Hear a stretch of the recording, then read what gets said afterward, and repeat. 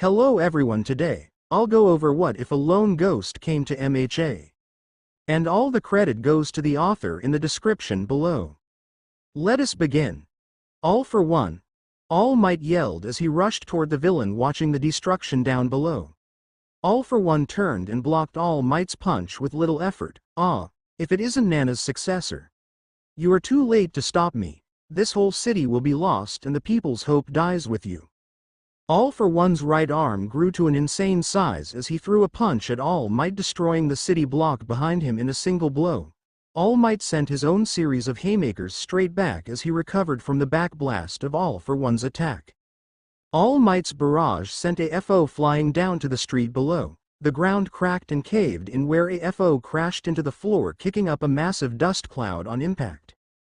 All Might jumped down into the cloud to deliver what he hoped was a winning blow to put his longtime enemy down for good. All Might landed on the ground next to AFO, landing a devastating punch to the side of his head. All for One was sent back into the ground with enough force that he bounced away down the street toward what was once an apartment block. All Might gave chase, but AFO had already recovered and was getting to his feet again. All for One punched in All Might's direction, and a massive blast of wind tore what remained of the street to ribbons and sent All Might flying back. Two kinetic amplifiers and air cannon, a very good combo when it comes to matching you, All Might, All for One drawled as he dashed after All Might. But this might be even better. Strength booster. And AFO threw a punch to All Might's stomach as he caught up to him, tearing his stomach out and throwing blood in a wide arc to his left. Knuckle blades. All for One finished as he sent All Might flying even further down the long stretch of pavement they were fighting on. All Might let out a pained gasp as he landed. AFO had hit him good. As he looked down at himself to assess the damage, All Might was shocked to see a hole in his lower abdomen, his guts starting to hang out as blood poured from the open wound. Well shit, All Might muttered as he looked up at AFO. The sight of All for One staring at a younger woman was enough to turn All Might's blood to ice. He pushed himself up and tried to dash between AFO and the woman with the cat's tail, who was bristling with fear as she stared up at the hand moving to grab her by the neck. All for One was about to grab the woman when a young man dashed out from some rubble to shove the woman out the way. "Run, M.A. he yelled as he dodged AFO's right hand trying to grab him. The kid's feline ears were trained on AFO, his tail swishing behind him as his sharp green feline eyes locked with AFO's. All for One moved faster than the kid could hope to react and grabbed him by the back of the neck with his left hand from behind, his right arm curling around to the kid's throat. "What do you think, All Might? The kid or the mother? Who should I kill? Don't bother trying to get up, you'll be unable to fight me in that state anyway?" All Might froze, his blood running cold at the casual way that AFO asked him to decide who lived and died. I can't You can't make me do that," All Might spluttered out in panic, fearing for the lives of the two civilians. "This fight is between you and me, don't you dare bring them into this. All for One," All Might screamed as he got back to his feet. The teen held in AFO's grasp was smiling at him, his sharp green eyes trained on All Might. The kid's dark brown hair was clumped and messy, coated in dust and blood, and his body weight covered in scratches and bruises, but still, against all that was going on, the kid was smiling at him. "All Might, save her. Save my ma." The young man choked out, struggling to breathe in AFO's iron grip. All for One gave a sadistic grin. "That voice really annoys me," he said as he casually cut the kid's voice box from his throat with a blade extending from his index finger. "There? Much better, but we can't play on even terms with this little vermin in my grasp now, can we?" All Might rushed AFO as fast as he could, pure fury pushing him beyond all his limits. AFO snapped the kid's neck and threw him aside, his limp body hitting the ground with a wet splat in a destroyed apartment building off to the side. AFO stood facing his opponent, readying himself to finish All Might off. Out of a nearly collapsed alleyway shot Gran Torino, shooting full speed towards the woman who was on the ground screaming at the death of her son. Gran Torino grabbed her and bolted as fast as he possibly could, knowing just what All Might would do to the villain that dared to kill a child in front of him. All Might phased behind AFO with blistering speed. All for One twisted to punch but struck thin air. All Might was behind him, again. Toshinori Yagi, the man the world knew as All Might, was filled with an unbridled fury as he put his heart, soul and all his muscle into one final attack aimed to end All for One's life. United States of S.M.A.S.H. All Might screamed at the top of his lungs as he caved AFO's chest in just below his collarbone, slamming the villain into the ground and ending him once and for all. Toshinori stood tall, exhausted and injured, but victorious. The world celebrated around him, but All Might didn't feel any satisfaction. He had failed to save the young man who was brave enough to face death and smile as he was killed protecting his mother. All Might had lost. 8 years later. A flash of white light lit up the ruins of a destroyed city, a Vex teleportation through time and space. But the machine that emerged was not Vex by any standard. It was in fact, a ghost.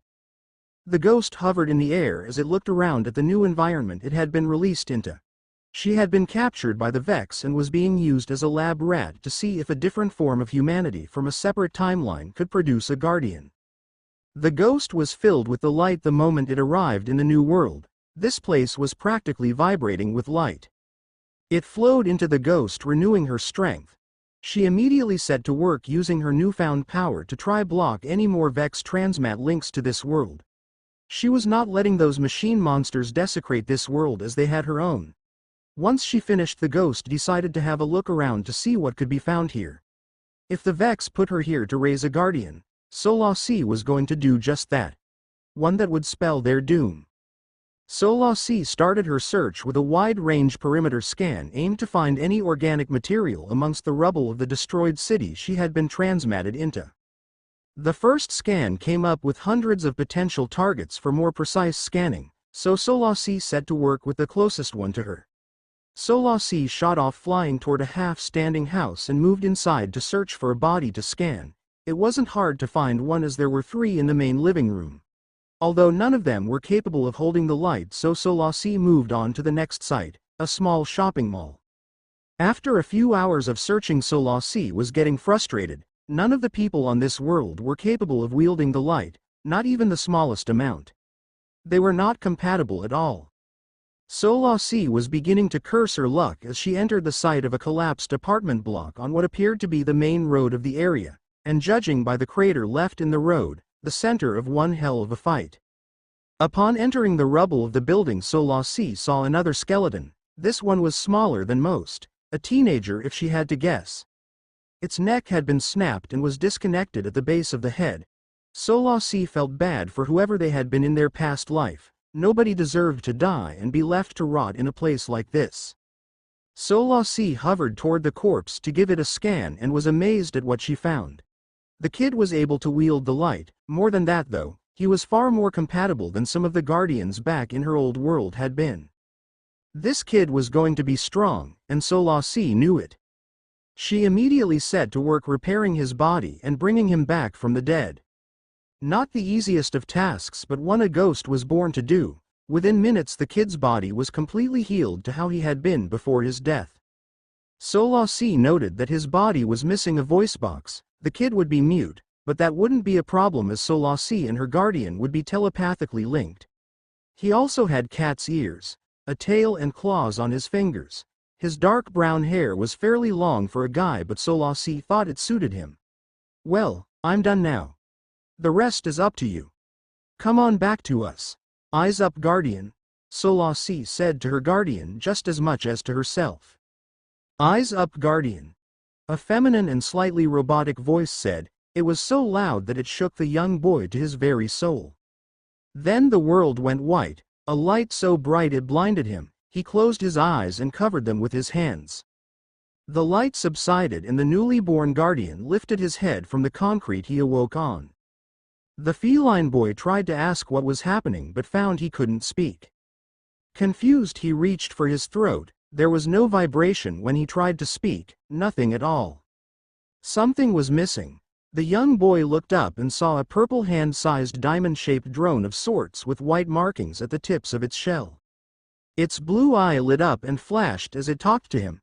Hey, you woke up. That was fast. You are probably very confused right now. So let me be the first to say, welcome back to the world of the living. I am Solasi, a ghost. Well, your ghost actually. I bought you back to be my guardian. The little machine, Solasi it called itself, was overexcited and started talking very quickly. The feline boy held up a finger as he struggled to sit up and get his bearings, pushing himself up to his feet. How do I communicate without my voice? The boy thought. Out of nowhere a second voice entered his head speaking in time with Solasi's flashing eye. Oh, that's easy. You just have to think about what you would want to say. We have a telepathic connection so we can talk without others hearing us. The boy jumped when the voice sounded in his head responding to his thoughts. He scowled lightly at Solasi. Useful, but don't just go reading my thoughts without my permission. Now why'd I remember nothing at all? I have no idea what my own name is. That's a side effect of resurrection. You start fresh, with no idea who you were in your last life.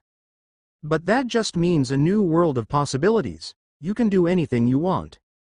Solasi was talking again and getting excited just thinking of everything to do in a world that hadn't been ravaged by darkness. Although I did resurrect you to be my guardian, and I don't think I can hold back the Vex forever. They are a bunch of metal monsters made solely to wipe humanity off the face of existence. So maybe you should focus on learning to fight before we do anything else. Speaking of, you should have some basic hand-to-hand and weapons knowledge as I transferred some to your memory. Solasi had been planning for this for a long time. She dissipated in a flash of blue and white light and was gone. Don't worry, I'm still here, just sitting in your backpack so to speak. I'll reside inside you as it's too dangerous for me to be in the open all the time. If I die then I can't bring you back, Solasi said in her guardian's head. The guardian nodded in understanding, then started walking down the long street that had been torn apart in whatever war happened here then was left untouched for years.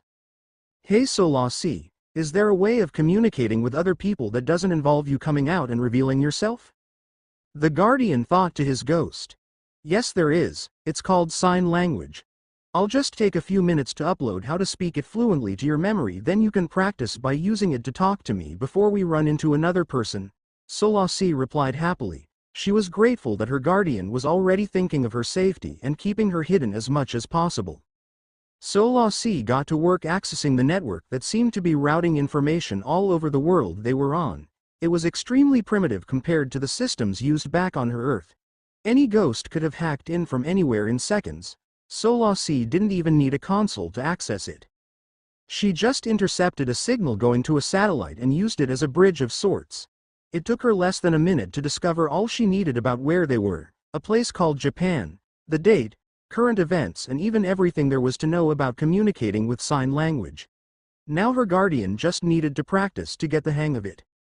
Turning her attention back to her guardian, she found he had walked a fair way and figured out how to use his light while he was at his. He was currently manipulating some void light in the air above his palm, changing its shape, density, and figuring out how to make it solid or liquid. It was mesmerizing to watch, and Solasi decided to let him go at it a while longer before she transferred sign language into his head, as doing so would break his focus. The guardian walked and played with his void light for a while. How long he was unsure, but Solasi had gone quiet a while ago, so he had been left to walk in silence and try to focus the energy he could feel coursing through his body. He had managed to bring it out in an orb above the palm of his right hand and had spent enough time messing around with it that he lost track of time. Whilst he was trying to make a blade out of the energy, Solasi spoke up again. Hey Guardian, looks like you got a good grasp on how to use your light. The feline boy jumped from fright and accidentally sent the orb of void flying into a destroyed building, putting a hole into one of the few walls left standing. Maybe a bit more practice is needed. Anyway, I'm transferring everything you need to know to you. You may want to stop and take a rest while I do this, as all the information may be a bit overwhelming while you sort through it, Solasi said as she began readying the transfer. The guardian took a seat to rest and immediately started remembering things he never knew. Current events, important information on societal structure and laws, and how to speak in sign language. He also received knowledge on how to read and write. Just take a few minutes to get through all that and try using your new form of communication to tell me when you are ready to continue. Solasi instructed before disappearing to dig for more information that could be useful. After a few minutes of sorting through his new memories, the Guardian was ready to move again. I'm ready to move, Solasi. The Guardian signed to thin air. Upon receiving no reply, he snapped his fingers to get his ghost's attention. Sorry, I was trying to find a name that might fit you. What did you need, Guardian? Solasi replied to his action. I'm ready, let's get going. The Guardian signed again. All right, let's get going. If you want, I can give you name suggestions for you to choose from. Solasi suggested. The Guardian just threw a thumbs up and started walking out of the flattened city once more. So how does Kosuke sound? The Guardian gave no reply and kept walking. I'll take that as a no. Okay. Oh, how about Kosei? A small shake of the head dismissed that idea. K, how about Asuto? Koya? Kamui? There's already a pro hero by that name. Did you read any of the info you sent me? The Guardian signed with a small smirk growing on his face as he finished. Oh haha, very funny. I read all of it, thank you very much, Kamui. Solasi replied with a teasing tone. Continuing on, how about Morimitsu? The Guardian stopped at that, looking to be actually considering it. I like it. The newly named Morimitsu signed to Solasi, a warm smile on his face. I think it suits you perfectly, Morimitsu. Solasi was very happy that Morimitsu had been happy with one of her selections. He even let her name him. That was something not many ghosts had been able to do. Morimitsu started moving once again, ready to face the world, more sure of himself. If the Vex wanted a fight, they wouldn't know what hit them. Around an hour passed before anything interesting happened. Morimitsu and Solasi talked as they traveled, but eventually Solasi went quiet to continue researching and scanning. Morimitsu was left on his own to practice his control with his void light and walk. It was as they were moving past an abandoned construction site that a large chunk of concrete exploded out of a wall to Morimitsu's left. The blast carried him off his feet and into a wall on the far side of the alleyway. A young-looking girl, 13 to 15 by the look of her, came rushing through the hole with a worried look on her face. Oh my gosh, I'm so sorry, are you okay? Did I hurt you? I'm so sorry. The girl was rambling as she tried to apologize to Morimitsu, who just threw a thumbs up at her. Sure, it had hurt, but he wasn't injured in any way, so he wouldn't hold it against her. Morimitsu looked up at the girl as he sat up and dusted himself off. I'm fine. Are you okay? He signed to the girl. The look of confusion on her face made the young Guardian realize that communication was going to be a pain. Even with sign language, as not everyone knew how to speak it. Can you not talk? The young girl questioned Mori, who nodded in reply, motioning to his throat. The girl gasped at the sight of a massive scar on the boy's throat. Well, can you write? I can get some paper and a pen. The girl looked questioningly at Morimitsu, who nodded. Mori began writing in the dust with his fingers. My name is Morimitsu. The girl read the message on the ground and looked up at Mori. Morimitsu. How is it written in kanji? If why you are okay with showing me? The girl looked slightly embarrassed. Morimitsu found her sudden panic funny and nodded at her before writing in the dust again. Wei Guang, that's how to write my name, but what do I call you? Mori finished writing and tapped his finger above the question at the end to get the girl's attention, but her pure black eyes were focused on his name. Guardian, Light. Guardian of Light. Cool name. She looked up at Mori. He noticed that her eyes were entirely black, and her messy purple hair was falling in front of her face a little. She looked like she had just come out of a fight. Mori tapped his finger again and the girl looked down. Oh, call me Chikara. Hello Chikara, nice to meet you Morimitsu. Chikara offered her hand as she finished, both to shake Morimitsu's and to help him up off the ground. Now, we should probably get out of the destroyed part of the city. Villains like to come here to hide out. And there are some weird robots that have been seen here. Weird? Chikara said as she beckoned for Morimitsu to follow. Should I follow her? Mori thought to Solasi. Probably a good idea. Keep an eye out though. From what Kara's saying, it sounds like there might be Vex here already, Solasi replied. Understood. I'll keep an eye out. Mori immediately started surveying the area as he followed Chikara out towards civilization. After walking for only 15 minutes without a sign of anyone or anything else being around, Mori gave up the surveillance and focused on Chikara, who had been talking to him occasionally. Mori could only nod or shake his head to reply as Chikara asked him questions. It was after a little while of questioning that the peace was broken. Mori gasped as pain flooded through his right shoulder and a burning sensation overwhelmed his senses. Vex. Dead ahead. Solasi called the enemy position as soon as the shot had been fired. Mori looked up to see a second Vex walk around the corner of an apartment building that was abandoned but still standing. Goblins sighted. We need to move now, Solasi said firmly in Morimitsu's head. But Mori ignored her and sprung into action, shoving Chikara to the side and dodging out the way of a second blast of solar energy. A few more Vex stepped around the corner into view but did not fire from behind their allies. Chikara raised her arms and a black energy wafted around her hands and two head-sized pieces of rubble. Then the rocks levitated and rocketed at the first two goblins to fire at the teens. The first goblin took a glancing blow to the left shoulder and a few armor plates fell off. The second was not so lucky and was impaled by the stone and thrown from its feet. It landed on its back with the rock lodged in its gut where a glass container had been a few seconds earlier. Just as the first goblin was destroyed, a larger Vex teleported a few meters in front of Mori and fired a large cannon that was attached to its arm. Jump! Solasi yelled. Mori jumped immediately and then jumped while in mid-air, gaining even more height as a burst of light acted as a platform for him to step from.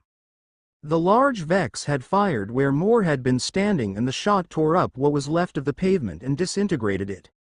Mori landed a few steps back from where he had jumped from and looked up at the Vex that had just attacked him. It was surrounded with a purple shield that shimmered as the Vex moved. What do they want with us?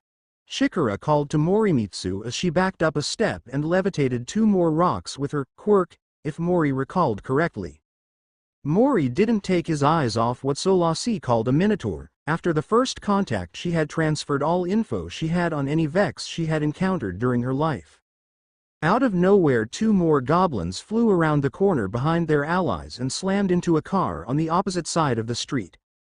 Landing in the middle of the Vex was a man dressed all in black with yellow goggles covering his eyes and a very long scarf wrapped around his shoulders multiple times. The man launched the scarf at another one of the goblins, but the machine swatted it aside and blasted the man in the gut with its rifle, making him double over for a second. Mori dashed at the Minotaur while covering his arm in void light. He punched the shield and let all the light he had gathered pulse out across the shield surface and watched as it short-circuited and cut out. The Minotaur stepped back and fell to a kneel as it seemed to be recovering from the blow. Meanwhile, two of the goblins had targeted Chikara and were firing at her. The first barely grazed her arm and burned the jacket she was wearing, and she ducked out of the way of the second. That man, judging by his looks, he may be the hero Eraserhead. He's friendly, Solasi chirped happily in Mori's ear. Mori nodded in acknowledgement as he saw Eraserhead wrap his scarf around a goblin and throw it straight into the building behind him. He then landed a kick on it, making it crumple to the ground, destroyed. Chikara and one of the three remaining goblins fired straight at each other. The rock and solar bolt collided in mid-air, making an explosion of molten rock blast outwards. Mori felt pain course over him as a shower of shards struck him and burned his skin in many places. The Minotaur also had taken a large portion of molten rock and had been knocked back. Both Chikara and the goblin that fired at her were recovering from the blast. Mori took the opportunity and rushed at the Minotaur with his claws coated in void light. The Minotaur raised an arm and caught Mori by the forearm. It then stood, pulled Mori closer and lowered its cannon at his head. Morimitsu stared into the barrel as purple energy began quickly gathering into the chamber ready to fire. Chikara looked up as she recovered from the backlash of her last attack against the robots that were attacking her and Morimitsu. She saw Maruko arrive on the scene and put two damaged machines into the ground, shattering them, but it didn't matter. She saw Eraserhead kick the back plating off of the larger monster and put a crack into its glass core, but it didn't matter. The beast had Morimitsu held in its grasp, cannon primed and lowered to his head, and fired. A blast of purple energy fired straight into Morimitsu and he disintegrated down to his legs. Morimitsu was dead. Chikara had only just met him, she hadn't even gotten to introduce him to her sister and parents. And he had been killed in front of her. Chikara stared as Maruko bounced off a car and sent the larger machine flying away from a small ball of light that was hovering over Mori's body. She stared after the machine as it flew through the corner of the building these monsters had appeared from. All Chikara saw was the one left standing. Eraserhead dashed past it and pulled its gun arm off with his scarf as he passed. Chikara still had a rock floating beside her. So she threw it, with all her might. The rock blasted into the Vex and tore it clean in two as she screamed at it. She fell to her knees in tears. Maruko came running over to her. Hey kiddo, you are okay. You're okay. Deep breaths all right? The rabbit hero said to her while blocking her view of Mori's corpse. Eraserhead came back from where the larger machine had been thrown. He looked pissed, then he looked shocked. A bright light pulsed out from where Morimitsu laid dead. Then Chikara saw Mori walk towards Eraserhead while looking around. Chikara instantly broke from Miriko's grip and rushed toward the feline boy, wrapping him in the biggest hug the world had ever seen. I thought you'd died, she choked out through her tears. Mori tapped her on the shoulder and she remembered he couldn't speak. She let Mori go and stepped back. There was a small drone hovering over his shoulder. Its blue eye locked onto Chikara and it spoke. Sorry for the scare. Mori says he didn't think the Minotaur could recover that fast. Anyways, nice to meet you. I'm Solasi. Ghost to the Guardian, Morimitsu. Sorry for the scare. Mori says he didn't think the Minotaur could recover that fast. Anyways, nice to meet you. I'm Solasi. Ghost to the Guardian, Morimitsu. Morimitsu froze, head slowly turning to look at his ghost. You are meant to stay hidden, he thought at the small machine. And you are meant to stay alive. I get forced out into the world if you die, Solasi turned to him, eye flashing as she replied so only he could hear. Eraserhead moved toward the pair as they had their private conversation, and tapped the ghost on one of the corners of her shell. Immediately the feline boy swiped her out of mid-air and held her close to his chest while glaring at the hero who dared to touch his ghost. Okay. Sorry, I was just curious. I won't do that again. The Erasure hero apologized. But when it comes to robotics and drones, I don't particularly trust them, not since these things popped into existence, he continued as he lightly kicked a dead goblin. Much as I'd love to stick around and chat, we need to get these two out of the red zone and I have other work to attend to. I suggest we get moving, Maruko said while scanning the buildings and ruins around the group for any signs of movement.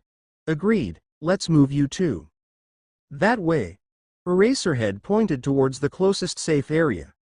Solasi disappeared back into Mori for safety. The Guardian started walking behind the two heroes as they led the way out, but something small and purple caught his eye. Immediately recognizing the object of her Guardian's focus to be an engram, Solasi told him to grab it.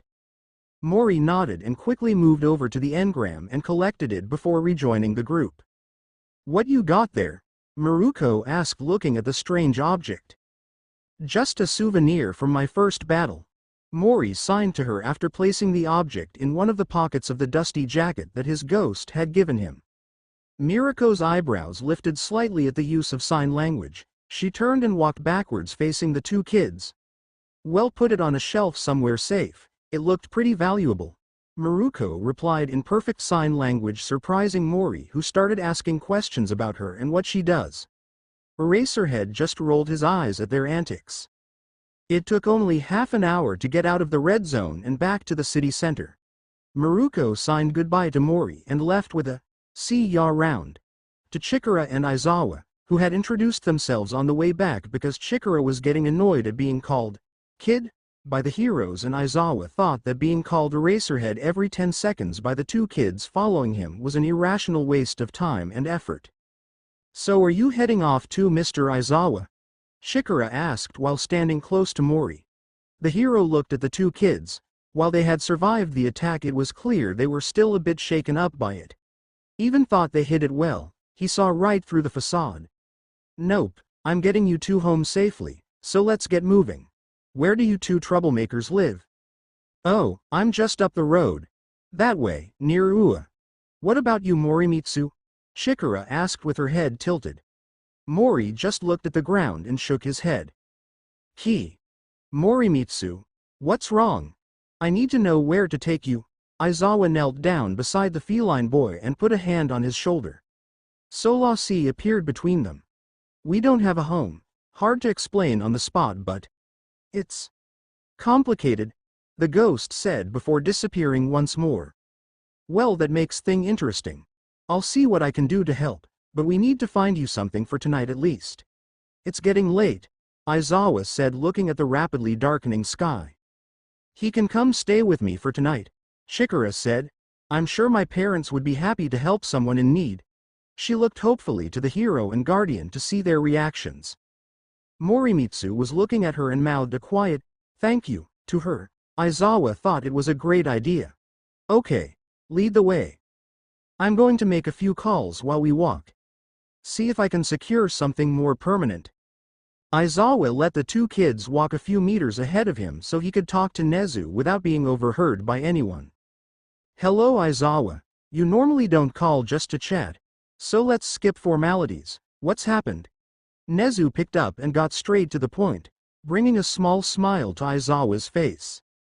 Nezu, I found a couple of kids in the red zone that were being targeted by those machines you sent me to keep an eye on. They were dead set on eliminating one of the kids, and actually managed to despite my best efforts to intervene. Aizawa said with no small amount of regret in his voice. Oh dear, how is the other one holding up? I can't imagine that was an easy thing to go through, Nezu replied. See, that's the thing. I'm currently walking both of them to the girl's house. The kid who died can resurrect. Thought they are both fairly shaken up. They are holding together really well and trying to hide how scared they both are. Well then, everything seems fine. What did you call for? The kid who died doesn't have a home, and I don't want to put him into a random home with those machines chasing him. He needs to be near a hero who can defend him at all times. So what I'm asking is, would there be a way for him to live at Ua? There is always a hero there. Whether during schooling hours or doing night shift security, he would always be defended and we can keep the resurrection power under wraps. You know how much of a fuss the hero society would make about a quirk like that. Indeed, they would be all over him trying to secure him for their own purposes. An immortal soldier trained from a young age. I'll see what I can do, Aizawa, thank you for calling. Aizawa hung up and caught up to the kids as they stepped through the front gate of a large house near Ua that Aizawa recognized. It was the home of a second year at Ua, Najire Hado. Aizawa gulped. He didn't want to deal with that bundle of energy right now. He just hoped she was tired out from her internships. Oh hi Mr. Aizawa.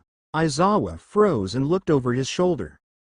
Just walking in the gate behind him was the infinite fountain of excitement herself. Najire looked tired, but still awake enough to be a bother. Hado? Aizawa greeted her in the most tired tone he could muster. Then the purple-haired girl he had followed here flew past him and slammed into Najire for a massive hug. Aizawa's eyes widened as he could now see the resemblance, other than the hair color and the completely black eyes. These two were identical. So what brings you here? You don't normally just turn up at a student's door. Kinda weird. Najire cocked her head to one side as she finished. Aizawa pointed at the miniature version of the girl that had attached to her side. That troublemaker, she was in the red zone with this guy fighting the machines. He pointed over his shoulder to the young boy who was standing behind him very confused. Najire grabbed her sister and lifted her in the air with a stern look on her face. What have I told you about going in there alone? She scolded the younger girl who had the decency to look ashamed. Najire let her down and looked around Aizawa to the boy. And you? Who are you again? Najire suddenly appeared beside Mori and grabbed him by both cheeks and stared intently into his eyes. Morimitsu was started to get scared, and by the time the older girl let go of him he had already decided never to cross her. So he's mute? Najire asked as she opened the door and let the three of them inside. How did you figure that out so fast? Chikara exclaimed as she walked toward Mori to lead him indoors. The scar on his throat is kinda hard to miss. Najire pointed out. Now come inside already. If Mr. Aizawa is here, then this is obviously going to be important. Said hero had already started to remove his combat boots and motioned for Mori to do the same to his boots, but Mori had already removed them in a flash of blue particles and followed Chikara further inside, leaving Aizawa to get his boots undone alone. After finishing with his boots, the hero moved into the lounge where the whole family was sitting around the round coffee table on brown leather couches while Najire poured tea into cups and handed them out to everyone. Aizawa looked around. It was still the same as the first time he had come here. Sky blue paint on the walls with white on the roof, a desk in the far corner from where he had entered and a games cupboard to the left of the entrance. 3 doors were spread around on the wall to the right but were always left closed. Aizawa took a seat beside Morimitsu on the couch closest to the exit and accepted a cup of tea without complaint. Thank you for taking time to meet with me out of the blue like this, but I couldn't let this wait. This is Morimitsu. He's currently got nowhere to stay, and while I am already working on something for him, he needs somewhere to stay for tonight. Aizawa looked between the parents while he explained his reasoning for being there. Your younger daughter was kind enough to offer a place for him to rest for tonight whilst I get something else prepared for him. But I would like to get confirmation from you before I leave him with you. He motioned to Mr. and Mrs. Hado with his right hand while his left sat on Morimitsu's shoulder. Of course, we are happy to help, Mrs. Hado said. We can look after the young man for as long as it takes to get him set up with a place to live. Morimitsu looked up at Mrs. Hado. She smiled back at him. Chikara already told us that you are unable to talk, don't worry though. I have a book and pen you can carry around to communicate with, and I'm sure we can all start learning sign language to help with that problem. Mrs. Hado stood up and offered her hand to Aizawa, who followed suit and shook her hand. We will look after Morimitsu until such time as you return to take him to his new home. Thank you for trusting us with this, Mr. Aizawa, and please drop by any time to check on him. Mrs. Hado smiled at Aizawa and Morimitsu. The young man lit up with joy and appreciation and stood to bow in thanks while Aizawa tapped him on the shoulder and turned to leave. I'll check on you tomorrow, kiddo. And once again, thank you, Mrs. Hado, and with that Aizawa took his leave. Mrs. Hado showed Morimitsu to the guest room and helped him prepare the bed with sheets and a blanket, not doing it for him but teaching him to do it himself. Meanwhile, Mr. Hado was in the kitchen with Najire and Chikara cooking up some homemade beef ramen for dinner. After dinner was finished, Morimitsu helped to clean the dishes and then excused himself to his room. Solasi had managed to open the engram and had been trying to get him to find some privacy for quite a while. Obviously, she still didn't quite want to reveal herself to them. Once inside his room, Solasi immediately appeared and hovered around excitedly. Then she raced over to the bed and materialized something that dropped onto the covers. Look at what I found in that engram you picked up. Solasi was spinning her purple shell in excitement while looking at Morimitsu as he walked over to the bed. He picked up the weapon that lay on the covers. It was small but sturdy, a box-shaped frame around 20 to 30 centimeters long with multiple rivets visible along the side. The sidearm had a small internal slide at the back of the body and a slot for the magazine in the handle. It was obviously built to be reliable instead of pretty. Mori looked it over and felt the weight and how it sat in his hands. It all felt natural to him, as if he had done it a million times. That is a SI-2 sidearm, 7th Seraph make, extremely reliable sidearm designed to fire void rounds. Solasi explained. How lucky is that? It's made to handle the same energy type you wield. Morimitsu placed the weapon back down on the bed to reply. Keep it down just a little, wouldn't want Mrs. Hado to find a gun in her house. The young guardian signed quickly. That being said, this is really cool, but where do we get ammo for it? Solasi froze, floating down towards Mori's waiting hand as she contemplated his point. This world didn't have this level of weapons tech yet. There wouldn't be anywhere to just stock up on rounds. They would have to make them somehow. Solasi then dematerialized the SI-2 and disappeared into her guardian to do some research. I'll see what I can do about the ammo situation, you get some rest. You have Mr. Aizawa picking you up in the morning to take you to meet Nezu, the principal at Ua High, to discuss our housing situation, Solasi said as she started searching for anything that could help them with the current problem. Morimitsu nodded and got into bed after turning off the lights. Sleep was not easy to come by for the young guardian, so he ended up playing with his light for a few hours, being careful to keep it away from anything it could damage and keeping the amount used very minimal. Eventually though, Morimitsu fell asleep. Awakening the next day, Mori found that his ghost was being unusually quiet. He could tell she was still there, but her presence almost felt muted. As if she were just watching or maybe just busy doing something else. The guardian didn't mind too much. It gave him time to process all that had happened in what was not even a day since his resurrection. Mr. Aizawa turned up after a few hours and took both Morimitsu and Chikara to talk to the principal. The eternally tired hero giving them visitor passes to get past the gate defenses. What do you think Mr. Nezu has planned for Morimitsu? Chikara blurted out as the trio walked into the main building. Aizawa kept completely silent and his body language gave nothing away. Well, he's hard to read, that's for sure, Morimitsu thought to himself as he played with a small amount of light in his palm.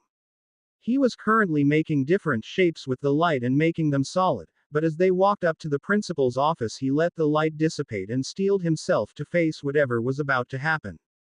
The door opened suddenly and Morimitsu almost jumped as a girl about his and Chikara's age almost walked into him.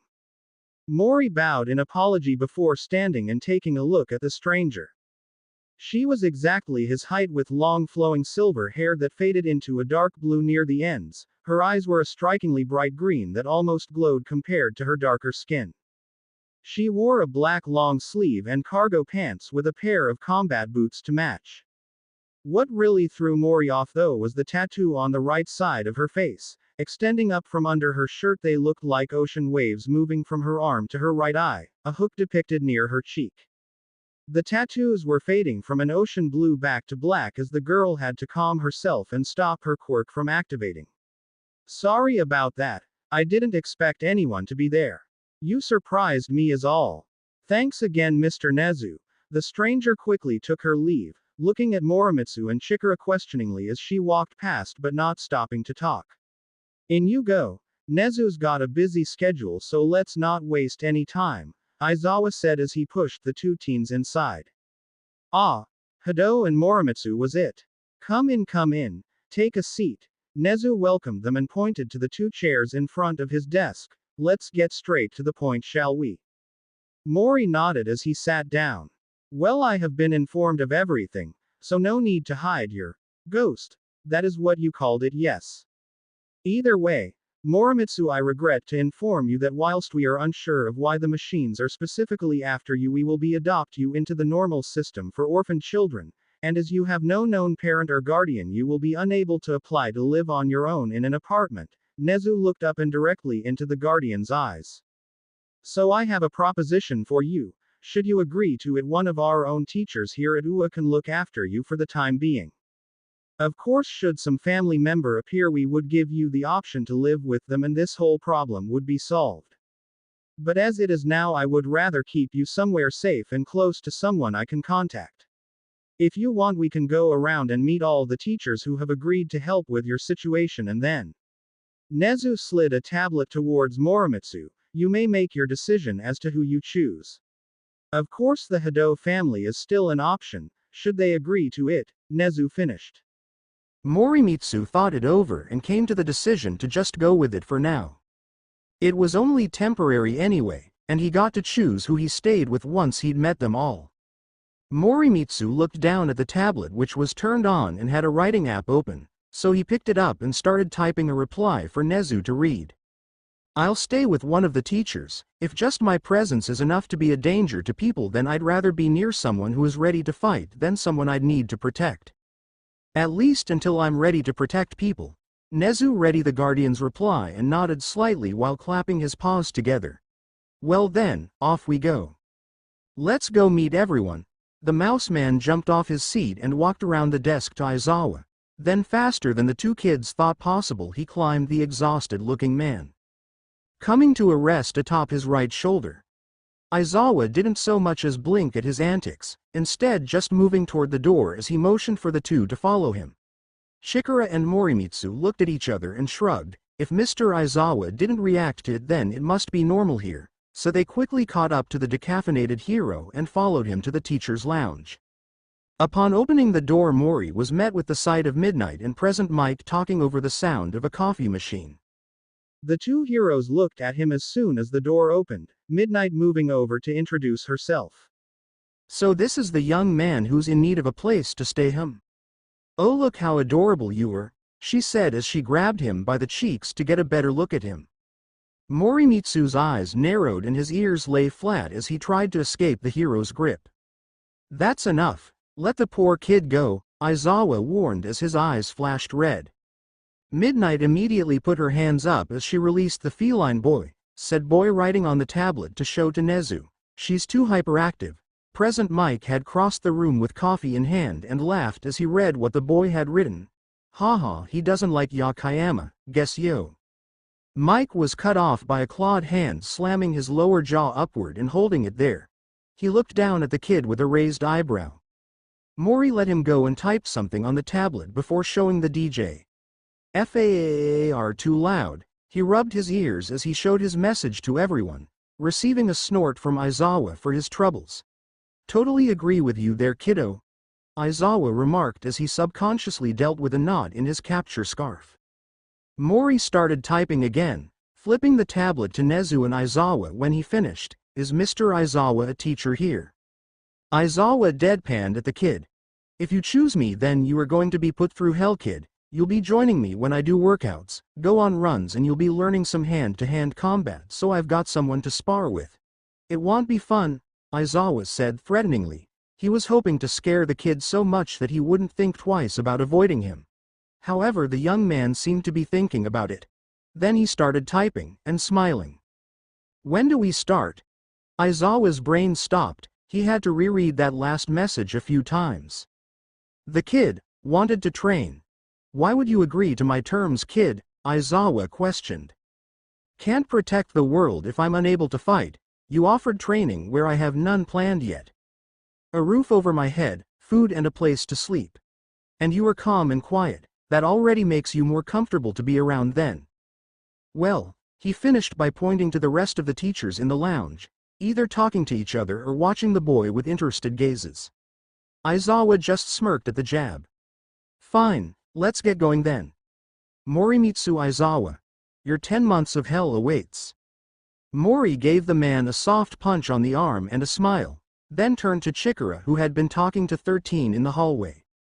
Mori clapped his hands together, a small purple shockwave escaping from between his palms. Chikara looked at him as he pointed to Aizawa and gave her a thumbs up. The next day Morimitsu found himself taking a run with Aizawa around Musutafu. It was for training endurance and doing some grocery shopping, as Aizawa had put it. They had gotten to a butchery near the beach that Aizawa liked to get all his meats from and said man had gone inside to buy supplies while telling the feline boy to do a lap around the beach and come back. I'll be out by then. Morimitsu ran off for the beach, but upon arriving on the beachfront he found mountains of rubbish dumped everywhere. He shrugged to himself and started running through one of the many twisting paths through the dump site. After a minute of picking his way through the piles, he came to a fairly open area on the shoreline. The water was washing up the sandy shore towards him, stopping a few meters away and then retreating only to do it again a few seconds later. It was mesmerizing to watch, but he could come back later, so he took off once again, running down the beach towards a wharf he could see a fair way down. While he was running, his ears picked up on the sounds of someone straining themselves, a man encouraging him to do his best a few seconds after. As Morimitsu rounded a corner he spotted them. A short and skinny green-haired boy was on the ground panting while a tall and almost skeletal-looking man was kneeling down next to him offering him a bottle of water. You can do it, young Midoriya. You just have to try your hardest and stick to it, the golden-haired man said as he helped the green boy up. Looks like they are training as well. What do you think he's training for, Solasi? Mori thought to his ghost as he approached the pair. Knowing this world, probably to become a hero, came the chirpy reply from the voice in his head that the guardian was rapidly getting used to hearing. The pair heard his footsteps approaching and both looked up at him. Mori smiled and waved as he ran past, flicking a thumbs up at the green boy to encourage him, and then kept going, heading back towards the street where Mr. Aizawa was no doubt waiting for him already. The feline wasted no time and ran back to find his adopted father figure tapping his foot against the pavement in annoyance. "You took too long. To get around the beach should only take 96 seconds. You took nearly 130. Were you slacking off?" the tired man said as he started running back toward home, not waiting for Mori to catch up. "Nope, but I did get lost," Mori thought to himself. But he grinned madly as he raced to keep up with the erasure hero. He was already having fun. A few hours later would find Morimitsu lying on his back completely exhausted while Aizawa was making some dinner for the two of them. Mori had expected the training to be tough, but that was insane. His entire body felt like it was burning after everything the demon in the kitchen had put him through. And yet at the same time he finally felt like he was doing something productive. "Are you practicing quirk control out there, or are you slacking already?" one evil Aizawa called from in the kitchen. "If I don't see some progress with your quirk by the time I finish here, then you don't get dinner." Mori rolled his eyes and clapped his hands together once in reply, then manifested a small amount of light between his palms. Ever since Solasi had told him that his new sidearm ran on void, he had been thinking about how to use that. It had finally clicked when he had solidified his light into a solid disc in his hand on the way to UA. He could make bullets from his own light and use the SI-2 to fire them at his adversaries. The Guardian compressed the light down into a shell casing and filled the end with tightly packed and highly volatile light, then made a solid projectile and inserted it into the end and sealed it there. He held his focus on the bullet for a few minutes until he got completely used to the feeling of it. Then made a second, and a third, keeping an eye on all of them as he put them on the table. If any of them started looking dim or ruptured, then he would know he had found his limit of control. By the time the first shot dissipated, Mori had made a total of 27 rounds. Enough for a magazine and a half, and he was able to make a shot in just a few seconds, having gotten used to the process. Aizawa walked out into the lounge to see the glowing rounds sitting on the table. "Bullets, huh? Are they just to look good, or have you made them work? And what are you firing them from?" Mori raised his hand to start explaining, but Solasi beat him to it. "I have a sidearm made to fire void rounds like these. It's currently deconstructed and sitting in our backpack, so to speak." Solasi materialized the weapon on the table with a magazine. "Do you know of anywhere we can test it safely? I'd like my guardian to learn how he could alter the properties of a round to greater or lesser effect. Wouldn't want to accidentally kill a person or leave a Vex without a scratch on it, would we?" "Ooh," came the simple reply as Aizawa handed a plate of sushi to Morimitsu and sat down while inspecting the sidearm. "Snipe will be able to teach weapons training and has a firing range for testing long-range attacks. But that will be for the next episode. I need sleep first," Aizawa said while stifling a yawn. "I'm sorry, did you say episode? What did you mean by that?" Solasi asked. I said that will be for tomorrow. Listen carefully." "No, you deafen." "Tomorrow," Aizawa interrupted and pointed his chopsticks at the ghost. Solasi huffed at the man and disappeared while the two finished eating and cleaned up for bed. "Tomorrow," Aizawa interrupted and pointed his chopsticks at the ghost. Solasi huffed at the man and disappeared while the two finished eating and cleaned up for bed. As soon as Morimitsu had closed the door to his room, Aizawa turned and stared at the wall above the kitchen entrance. His eyes narrowed as he spoke in a calm and clear voice. "I know you are there, and I know you can hear me. Reader, don't think I can't see you. Why did you only appear after that kid appeared? Has your being here got something to do with him?" the hero asked as he raised his eyebrow questioningly, then after a few seconds activated his key. The next day, Mori awoke to see his ghost hovering over the bedside table with a blue glow encompassing her form. "Morning," the guardian thought to his companion as he got up. "Mori, you finally woke up." Solasi sounded anxious, which worried the young man. There was a massive burst of paraversal energy just before you went to sleep last night. It seems to be focused around the lounge here in the house. But I found no signs of darkness or light. I don't even know how to explain it. She hovered lower as her shell spun in frustration. Is Mr. Aizawa okay? Can you pick him up on your scanners? Mori asked hurriedly. Got his biosignature strong and clear in the kitchen. Why? The ghost looked at him questioningly. Just wanted to make sure he was okay. Do you think he saw what happened last night? Just as Solasi was about to answer, one very tired-looking Aizawa opened the door. Up. Breakfast is ready and we run in half an hour. Get ready. He immediately left to get himself prepared. I was picking him up in the kitchen until the exact moment the door opened, Solasi said, utterly shocked at how he could move without her knowing with short-range scans. After getting ready and eating, the pair left the house, Aizawa immediately bolting off with Morimitsu close behind doing his best to keep pace with him. They ran until they got to a shopping district where Mori was instructed to buy himself a few new outfits while Aizawa took to the rooftops to do some scouting. An hour later, Morimitsu was outside again and looking for the decaffeinated hero. He felt comfortable in his new gear. He wore black cargo pants with a long-sleeve maroon shirt. A black hoodie with red stripes down the length of the arms sat over top, but the front was left open. A pair of black combat boots with gray patterning and matching fingerless gloves completed the look. As Mori walked down the street looking around for Aizawa, he bumped into a boy about his height who had green hair and brilliant and very familiar emerald eyes. He was pulled from his thoughts when the boy started apologizing. I'm sorry. I was just writing down some notes for my training regimen and didn't notice you were in front of me. I'm so sorry. I'll be more careful. Mori stopped the boy's tirade by placing a hand on his shoulder and smiling at him with a thumbs up. The boy's eyes lit up suddenly. You're that guy who ran past me in Mr. Yagi at the beach. The boy exclaimed. Mori nervously smiled and nodded, not sure how to deal with the sudden burst of energy. So what are you doing out here? Mori just lifted one side of his hoodie and gestured to his new clothing. Shopping. I was too. Looking for weights to up my training.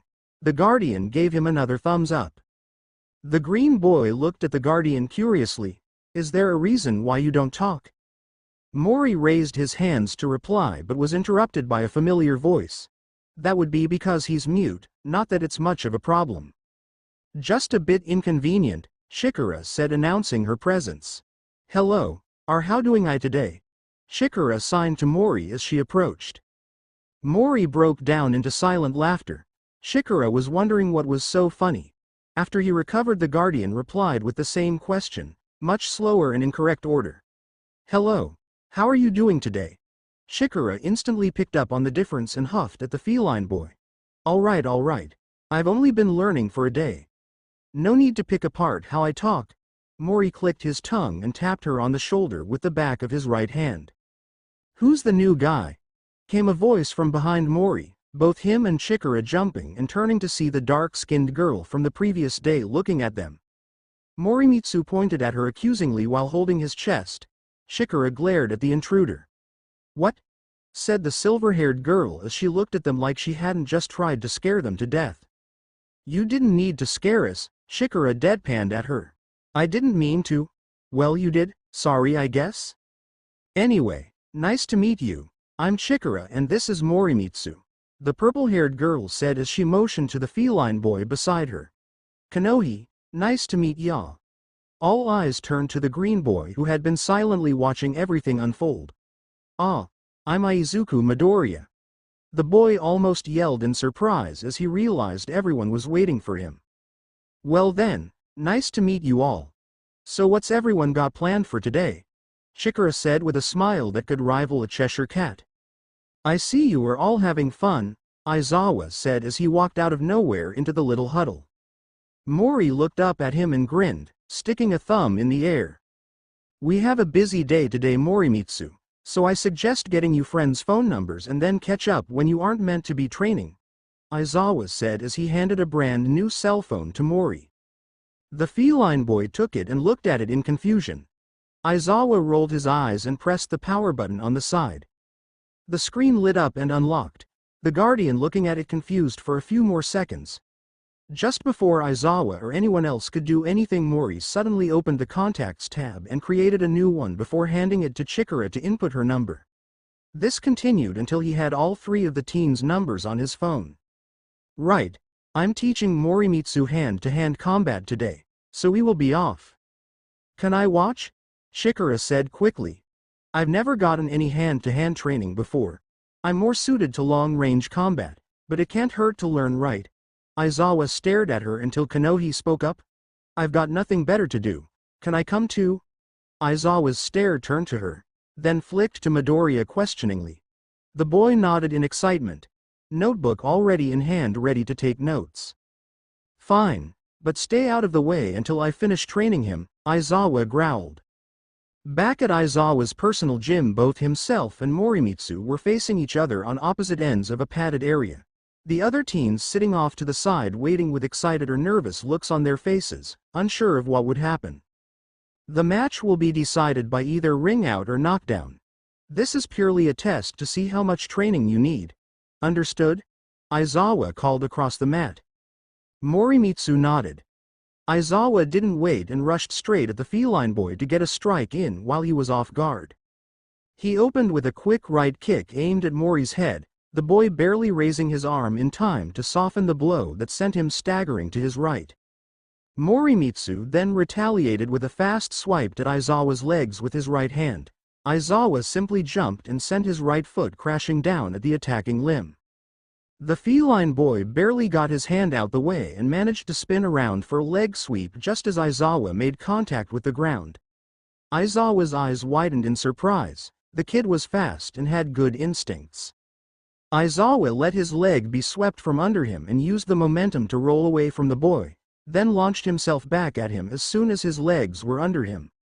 The hero fired himself at the boy with his right elbow in front of him.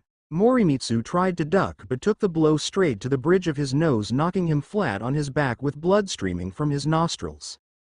Aizawa helped him up as the other teens jumped up to see if he was all right. "Solasi, can you heal him?" Aizawa whispered as he took the boy out to the lounge. "Wait here, I'll tend to him," the hero instructed the other teens as he left. Solasi materialized beside the pair and floated around in front of them as Mori sat down on a couch. "Can do, but please be more gentle in future. Just because he can come back from the dead doesn't mean taking damage is fun for him." The ghost deadpanned as she shone a ray of light to her guardian's broken nose, the tissue snapping back into the correct position as it was repaired. After a few seconds his bleeding nose stopped and Mori was left with just a mild headache and tears in his eyes from the hit. The boy pointed as his mentor, then flicked a thumb up. Aizawa nodded and walked back out to tell the other kids that the feline boy was okay. All three teens rushed in to see him sitting on the couch with his head back and eyes closed. Solasi hovering next to him, eye flashing occasionally. "What is that?" Kanohi asked, pointing at the purple drone that spun to face her as soon as the question was asked. "I'm a ghost and my name is Solasi. Nice to officially meet you, Kanohi, Midoriya." "Wow. A talking drone, or maybe a part of Mori's quirk. I wonder how it would recharge. Is it solar or?" Midoriya broke down into muttering as the rest of them stared at him. "Well, as much as I would love to tell you all our story, it might be a bit classified," Solasi stated as she looked to Aizawa. "No, I'd actually like to hear it from you as well," Aizawa said as he looked at the ghost. "But, it's a secret, right?" "Yep. All four of you kiddos have massive secrets that could cause unrest if they got out." "Huh?" Three voices said at once. "What do you mean?" asked Midoriya. "What do you know?" growled Kanohi. "I don't know what you mean," Chikara said as she looked away. "Irrational." Aizawa deadpanned at them all. He pointed at Chikara, afraid of what your quirk can actually do when you don't hold back, especially after the accident. "What?" Chikara exclaimed, only to be ignored as the hero moved on. "Escaped from your family of organized criminals back home because you wanted to be a hero instead," Aizawa said matter-of-factly as he pointed to Kanohi. "How did you?" The girl started before being ignored as Aizawa pointed to Midoriya. "And you, chosen to be the next symbol of peace by All Might himself. Wait that sec. Aizawa didn't listen as he spun and pointed at Mori and Solasi. Transported here from a different universe, he said while pointing at the drone, raised from the dead. He finished pointing at Morimitsu. The room was silent. All of the teens were in shock as their biggest secrets were laid on the table in the matter of a few seconds. After a minute of silence and thinking, Kanohi spoke up. How did you find all that out so fast? You've only known some of us a day at most. Aizawa took a sip of the coffee that had somehow appeared in his hand before he answered while staring straight at the wall above the kitchen entrance. I have my ways, he answered calmly. Now you kiddos have a few hours before I take Morimitsu to Ua for some specialized training. Feel free to do whatever. Just don't disturb me unless it's important. With that, the newly caffeinated hero walked down the hallway to his office. All four of the teens looked at each other.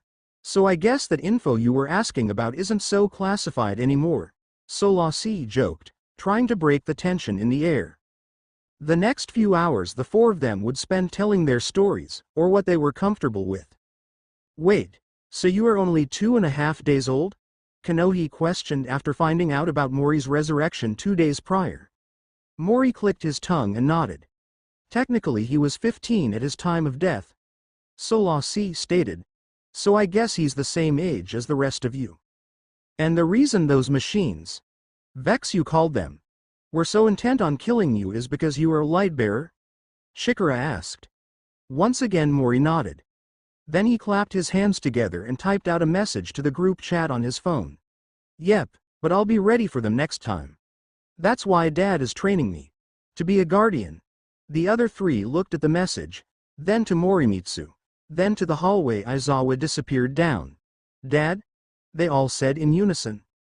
Mori nodded. My name is Morimitsu Aizawa, Shota Aizawa is my adopted father. They all stared at him in surprise. Mori just sat and stared back, cocking his head to the side questioningly. And why is that so hard to believe? Aizawa said from behind the three facing his son, who all immediately jumped as he had never walked out from the hallway that was in plain view of them. Where did you even come from? Kanohi was starting to question how this guy kept defying logic at every turn. What the foo? Language, Aizawa cut Shikara off mid-cuss. Holy cheese and crackers, Midoriya said as he nearly fainted. Morimitsu, time to go. Snipe is waiting for us, Aizawa said as he looked down at the three sprawled on the floor in front of him. As for you three, off you go. You can hang out with my son another time. We have work to do. All three of them pouted at the hero, but after looking at the time they realized that they should probably be getting home before it got too dark. So after saying their goodbyes and promising to meet up for a hangout, study session, they all went their separate ways. Aizawa locked the house and him and Mori headed for Ua once more. Upon arriving at Ua, Nezu called Aizawa into his office for a quick meeting while Morimitsu was left with the pro hero Snipe. The two of them headed off to the testing range to begin some basic firearms training and testing of Morimitsu's void ammunition. The range was set up in an open-top room, walls on either side and at the end. There were 3 shooting stations, one for long-range shooting which had targets at 500 feet or further, one for mid-range which had a wall at 150 feet with a few windows in it and targets scattered around in front of and behind the wall. And the last station was for beginners. It also had a wall with windows, but it was placed 80 feet from the shooting bench and had targets scattered in front and behind just like the other. Snipe walked to the beginner station and beckoned for Mori to join him. Come on, Air Kiddo, I'll show you the basics. I've been told you have your own weapon. May I inspect it before we start? Snipe asked. Mori bobbed his head and Solasi transmatted the SI-2 into his right hand. He handed it to Snipe. A semi-automatic magazine-fed sidearm. Very nice, it has good weight and balance too. Snipe drew the slide back and aimed down range before pulling the trigger. The gun clicked but nothing happened. A fine weapon you have. Now let's see how this special ammo works for it. Mori nodded and formed a magazine worth of rounds, 14 in total, and started to load them into one of the empty magazines that Solasi had given him. Once loaded up, he held his hand out for the gun. Snipe handed it over and stepped back as Mori walked up to the firing position. Now once you put the magazine into a weapon, it is primed. That means you never lay your finger on the trigger unless you mean to kill. Understood. Mori nodded slowly and moved his finger to lay alongside the trigger guard. Good. You learn fast. Alright kiddo. Let's see you hit those targets in front there. Snipe pointed to the targets closest to the shooting bench.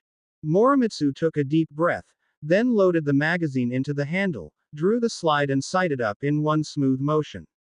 As if he had been doing it for years, it came to him naturally. The young guardian released 3 rapid shots at the first target, hitting 2 and missing 1.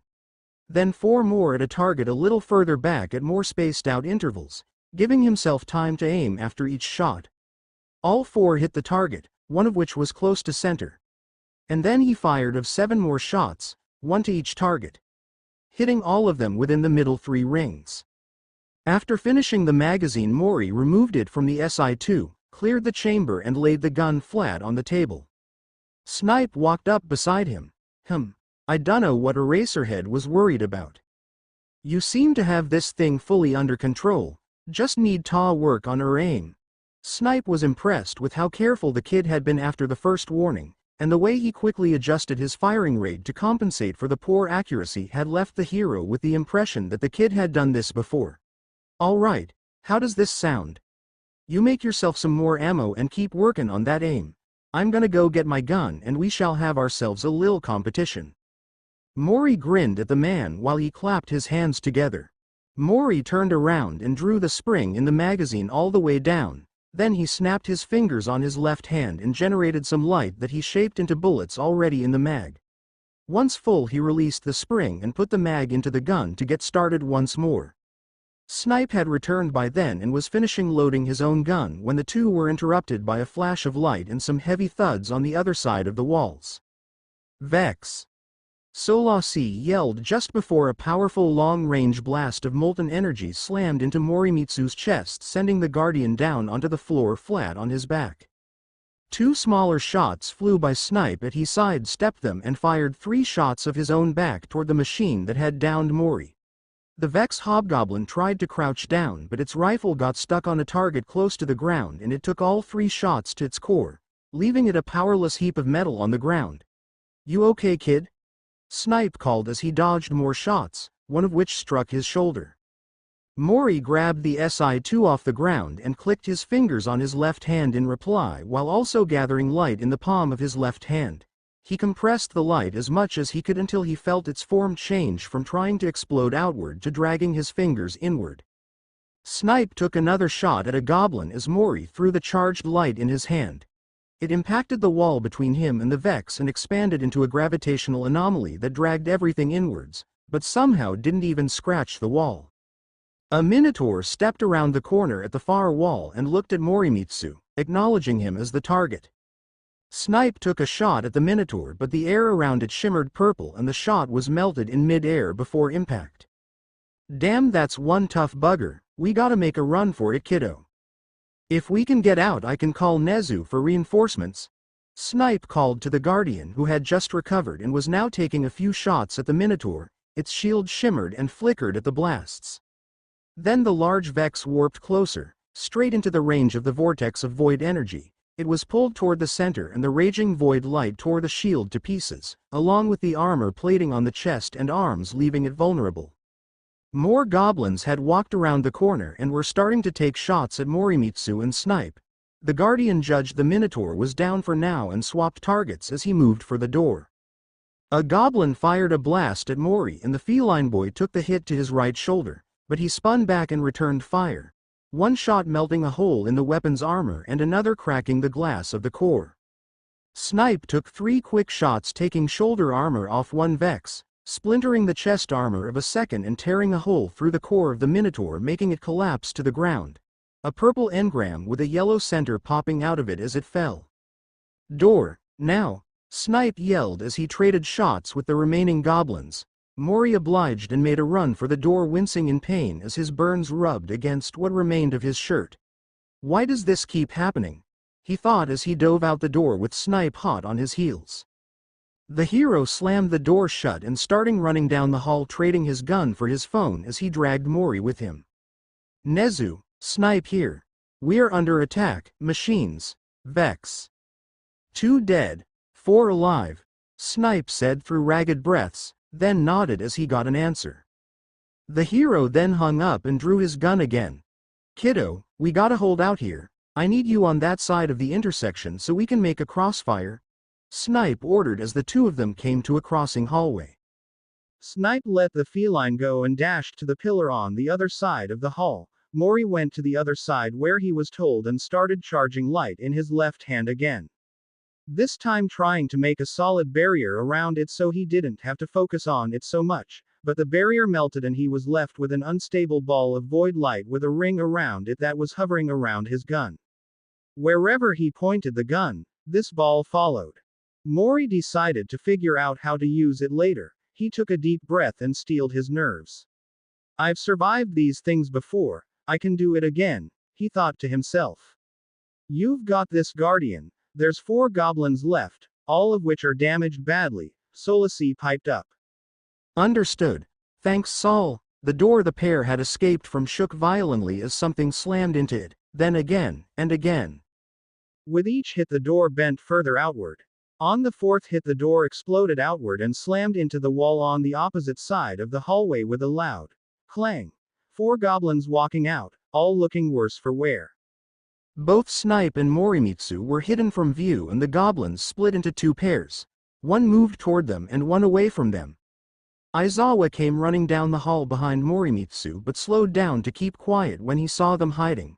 Snipe held up a hand with 3 fingers up. Then he lowered them one by one as he counted down. 3, 2, 1. Snipe spun around the corner and emptied 2 shots into each of the close Vex, leaving them smoking piles on the ground. Mori spun around the corner and let loose 2 shots at the Vex that were far away, only 1 hit on the rifle the goblin held. Both turned around and opened fire. 1 shot was coming straight for Morimitsu's head, he didn't have time to dodge. Aizawa swung around the corner and shoved Mori flat on his stomach as he launched into the air, gliding over top of the bolts. The small void orb went racing toward the Vex that had been struck by Mori and stopped just ahead of it. It latched onto both Vex with a rope-like wisp of light. The armor on both Vex started to melt away, one of them taking enough damage that its frame buckled and folded in on itself.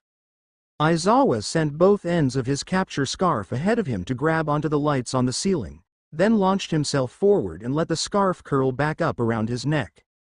As he came rocketing down toward the last goblin, Aizawa extended his right leg and kicked the machine in its already cracked core, destroying it. A small purple engram fell out of the armor plating as it hit the ground. Aizawa picked it up and made his way towards the firing range. "Get the kid to the infirmary, I'll make sure there are none left and then meet you there," hero said as he entered the range. Snipe holstered his weapon and helped Morimitsu off the ground. "Let's get you to the OL lady," he said as he lifted the boy onto his feet. Aizawa walked into the range to see scorch marks all over the back wall and shooting table. There was another Minotaur-class Vex lying in a pile on the ground with another engram next to it. Aizawa collected that as well. He knew that Mori could use them somehow. There was also the unidentified Vex with a longer rifle lying in a heap downrange, but otherwise it was clear. Aizawa decided to report to Nezu after he made sure his son was okay. After reaching the infirmary, recovery girl asked Snipe to leave her with the boy and go report to Nezu. He would want to know what had happened. Once he was gone, recovery girl turned to Mori. "I know about your ghost and its healing ability. It seems far more efficient than my own. So come on out," she said. Solasi appeared before Mori. "You got very lucky there. That first shot almost killed you," she stated as she began regrowing the muscle and skin on Mori's chest, the warm light washing over the guardian's form as he lay on the bed. "Take good care of him, little one. I'll check on him in a minute," the short woman said as she went back to her desk. Solasi bobbed and kept pulsing warm light over Morimitsu's sleeping form. Her guardian had been running on pure adrenaline after the burns he had suffered, and had passed out just after the last Vex had been destroyed. We need to get you some armor. Solasi thought out loud as she finished healing the burns. Would these help with that? Aizawa said from behind her. Holy shit, stop coming out of nowhere. How can you even move around without me tracing your bio-signature? She freaked out as Aizawa deadpanned at her while holding 2 engrams in his hand. Yes, those will help, hopefully. Hopefully. Yay, it's a random draw. You can never tell what's in an engram until you open it. Luckily for us, engrams of this quality were only used for weapons and armor. So we don't need to worry about finding some random kitchen items. Solasi replied with amusement as she remembered the first time she saw a guardian get pissed at Master Rahul when he unlocked an engram to find a Golden Age toaster inside. I'll get to work unlocking those, the ghost said as she transmatted them into her inventory of gear. Good, you do that. I'm heading up to give Nezu my report. I'll be back to get Mori when I'm done. Then we go home, Aizawa said as he turned and walked out the door. Morimitsu awoke to the smell of fried chicken and fresh coffee. He took a second to let the aches in his body fade and then sat up slowly. He yawned and opened his eyes. He was back at home on the couch. The phone Aizawa had gotten for him was sitting on the table beside a plate of chicken. It was vibrating every few seconds. Can you hurry up and answer them already? It's starting to get annoying, Aizawa said with a piece of chicken hanging out of his mouth. Mori nodded to him and swung his legs off the couch and onto the floor. He leaned over to grab his phone and the plate of food, then sat back and tapped the power button on the phone. Instantly he was met with multiple messages from all 3 of his friends and went about making sure they knew he was okay. After finally finishing with calming his friends and eating dinner, Morimitsu was about ready to sleep for a week. But of course, the universe had one last curveball to throw at him before he got to rest. Solasi appeared and addressed her guardian with a confused tone. Mori, incoming transmission. Vanguard channel. That can't be right, I'm in a separate dimension if not universe. How did they? Never mind, I'm answering the call. To all guardians in the field, this is Cade 6 Hunter Vanguard. We have located a Vex experimentation site. Or the portal to get to it. Unsure of the class of Vex on the other end, initial reports state that 4 Hydra class and 1 Timeless Mind were guarding the outside alongside a Gate Lord. Scans are not getting through, so be careful in there. Cade out. To all guardians in the field, this is Cade 6 Hunter Vanguard. We have located a Vex experimentation site. Or the portal to get to it. Unsure of the class of Vex on the other end, initial reports state that 4 Hydra class and 1 Timeless Mind were guarding the outside alongside a Gate Lord. Scans are not getting through, so be careful in there. Cade out. The communication finished off and Solasi stared at her guardian blankly, unmoving. Her blue eye was unfocused. It was obvious to Morimitsu that she was thinking hard enough to not notice as he reached out and held her shell carefully between his hands. He gave his ghost a questioning look and tapped the top of her shell with his index finger to get her attention. At the sudden touch she looked up at him and whispered, I didn't think they would ever find us. Who? Mori asked. The Vanguard, other guardians, people from my timeline. The guardian cocked his head sideways looking at the ghost as he let her go. Can you track the signal's location? He asked. Obviously, already have. It's in the middle of the red zone, Vex territory. We would be taking the fight to them if we wanted to get there. Solasi's shell spun nervously as she replied. But I don't think we are ready for them quite yet, even with this new gear. New gear? Morimitsu questioned, excitement making his ears twitch as his tail unfurled from below his shirt. Solasi bobbed once before turning to the bed and dropping a light chest plate and a shotgun onto the bed. Some light armor and a shotgun called Perfect Paradox. The armor was colored black with a double green stripe extending down over the right breast. It was connected to a back plate by 2 thin armored straps over the shoulders and plates of armor that curved around the chest under the arms. There was also a knife in a sheath strapped to the armor above the right collarbone. It was made to be lightweight and not restrict movement while still providing good defense for vitals around the upper chest. The shotgun was also fairly smooth along the main body with a very basic stock shaped like an ice spike. There was a second spike under the barrel at the very front of the weapon. It was silver with some bronze accents and an 14 written on the side near the insertion flap above the priming handle. Morimitsu picked up the weapon first and checked it for ammo, weight and balance. "Do you like it?" Solasi asked while she adjusted the armor slightly to fit her guardian perfectly. "This will bring our defense and damage output up a ton." Mori paused and looked over the armor, then glanced at his ghost and nodded, his tail swishing behind him in excitement. "Good, because this is ready for you to try on, arms out wide," the ghost said as the chest piece glowed and disappeared in a flash of blue light and reappearing on Mori once he raised his arms. Solasi was right, it fit perfectly. It was comfortable, not too heavy, and didn't stop him from moving as he twisted around to get used to the feeling. Mori smiled and nodded to his ghost as he placed the shotgun on his back, the weapon magnetizing to his armor. "Shall we go and scout the location?" "No, I don't plan on attacking it just yet." Mori cut his ghost off before she even spoke, having known what she would say. "I know how dangerous it will be, but we need intel. And we need to strike back and put them on the back foot," the feline boy said as he punched his left palm, grinning at Solasi. The ghost spun her shell and glared at her guardian. "We aren't ready to take them out yet, it's too dangerous," she huffed. "Then we don't fight them, but we need to get close to lock onto that signal and send a reply. Right?" Solasi stopped moving and stared at her guardian in disbelief. "You aren't taking no for an answer, are you?" "Nope," came the reply, Mori giving her a shit-eating grin. "Fine, but the moment things start looking dangerous we leave. And I'm not taking no for an answer either," Solasi said sternly, her guardian giving her a mock salute in reply.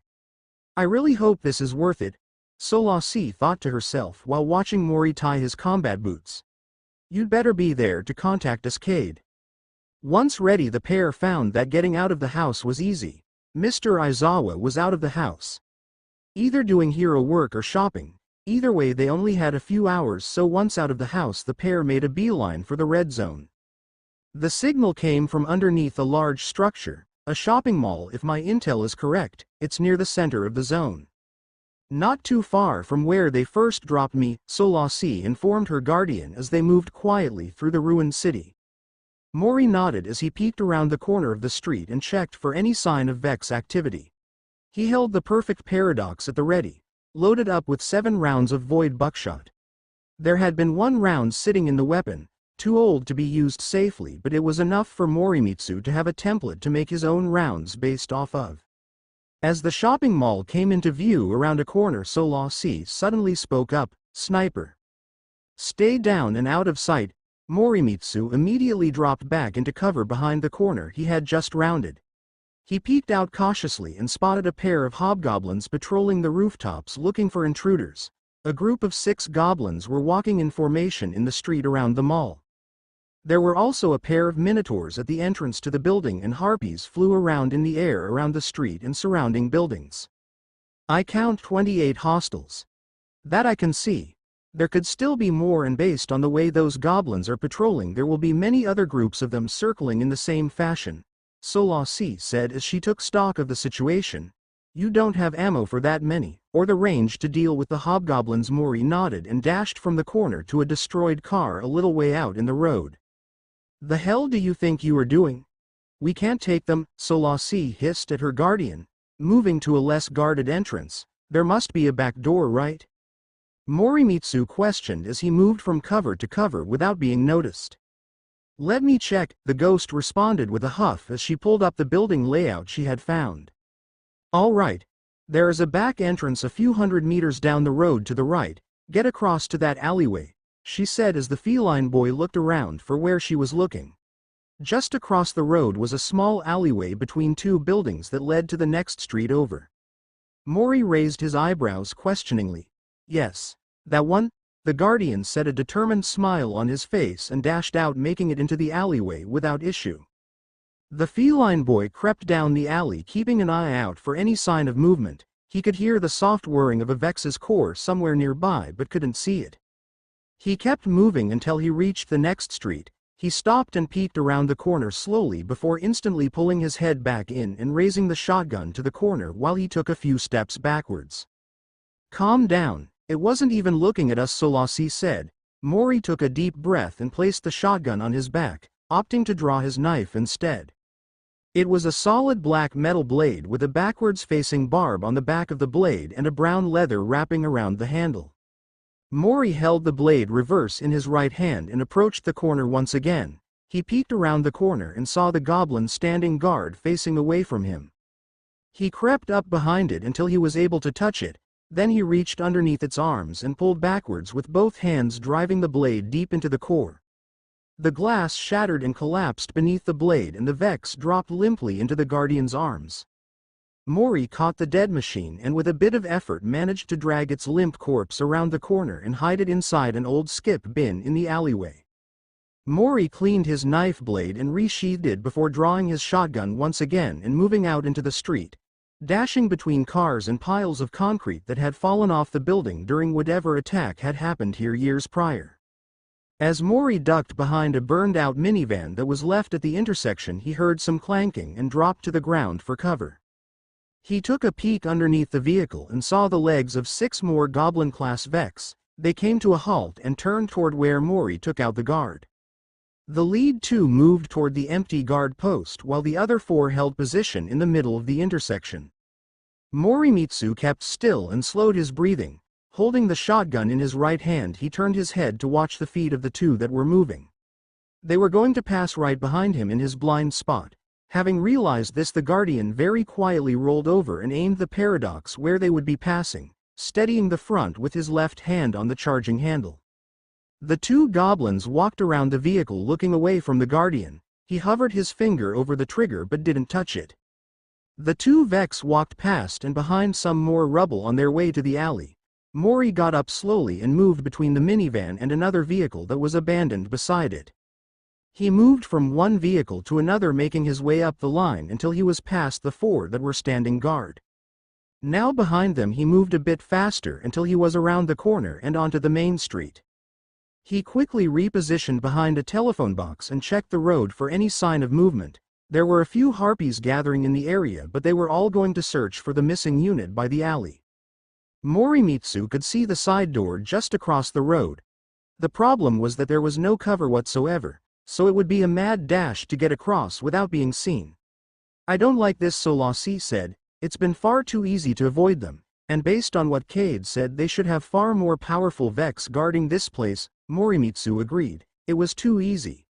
But he still had to do it, so he steeled his nerves and bolted across the road at top speed towards the door. Mori ran as fast as he could and made it to the door without a problem, though after reaching the door he realized a problem. The Vex had modified the locking system. The door would need to be hacked if they wanted to get inside. Solasi materialized and got to work splicing into the door controls. "Keep an eye out. They may have sensors around the door. So they might know we're here now." Mori turned around and kept himself between his ghost and any possible threats, but to his surprise the Vex either didn't know or were totally ignoring him. Solasi cracked the door controls and got it to open. She then disappeared and her guardian moved in to find the source of the signal. The 2 of them traversed the inside of the building, moving through hallways and wide open rooms. But they found no sign of Vex activity until they reached the center. The ground curved downward in the center of the mall. There were tall pillars of Vex design holding up the ceiling and keeping this whole thing hidden. Morimitsu's eyes widened as he observed the sight from his vantage point. He could see the ground sloping downwards into a circular pit made of Vex stonework. It was massive. Around 500 meters to the other side by Solasi's guess, there were 20 small Vex gates dotted around the pit. Some were near the bottom while others were spread between the slope and the top of the ridge. Around 40 in total, but in the middle stood one massive gate, 3 to 4 stories tall. It stretched from the floor to the roof and had a massive wall erected behind it so only one side could be accessed. As Morimitsu stared at it in wonder, all the gates started to power up. One by one they all lit up. Then the big one powered on and suddenly the signal that Solasi had received earlier was back, and much stronger. "All guardians keep on your toes. That big portal just powered up. Keep an eye on those big guys." "That was Cade," Solasi said before she sent a signal of her own. "Cade." This is Ghost Solasi. My guardian and I are on the other side of that portal. It's not an experimentation site, it's a gate to a new timeline. We are currently trying to gather the strength to shut down the Vex on our side, but we need help. Solasi. So that's where you disappeared to. I was wondering why I hadn't seen you around the tower in a while. Sundance? Is that you? Yep, been a while. We're gearing up to. Wait, run. Morimitsu held his shotgun up at the gate as it geared up to teleport something massive. What's wrong? Solasi questioned anxiously. Vex Gate Lord is going into the portal. It's coming to you. Morimitsu cocked his head sideways. What's a Gate Lord? He asked his ghost. As if in answer to his question, the Vex portal flashed a bright light and a 3-story tall Vex Minotaur appeared before them. The massive Vex made the ground shake as it landed back on its feet. It was massive. The weapon alone looked as big as a car. It was colored differently to most of the Vex Mori had encountered so far. This one was bronze in color with white stripes down its chest and shoulder pads. As soon as the massive machine landed, it activated the rest of the gates, sending out a massive pulse of energy. Morimitsu shook his head and dashed back the way he had come. Making a run for the exit, he got into one of the hallways just as the Gate Lord noticed him. A ear-splitting roar was heard from the gate room as the Guardian just kept running with a look of pure terror on his face. Calm down, it can't reach us once we leave the gate room. Gate Lords guard their gate and never leave. We're fine here, Solasi said as her Guardian came to a halt near an intersection. He collapsed to his knees, shaking uncontrollably. That's what we are up against. The feline boy thought, panic evident in his message. What in the fuck am I meant to do against that? He said as he tried to catch his breath. That thing is a problem for another time. We got a message through to the Vanguard. Mission complete. Let's get home and think about this after you get some rest, the ghost reassured him, trying to get him to keep moving. They needed to leave, now.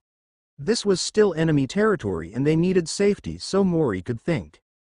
The feline Guardian got back to his feet and shook his head to clear it. He needed to move forward, that monster was tomorrow's problem.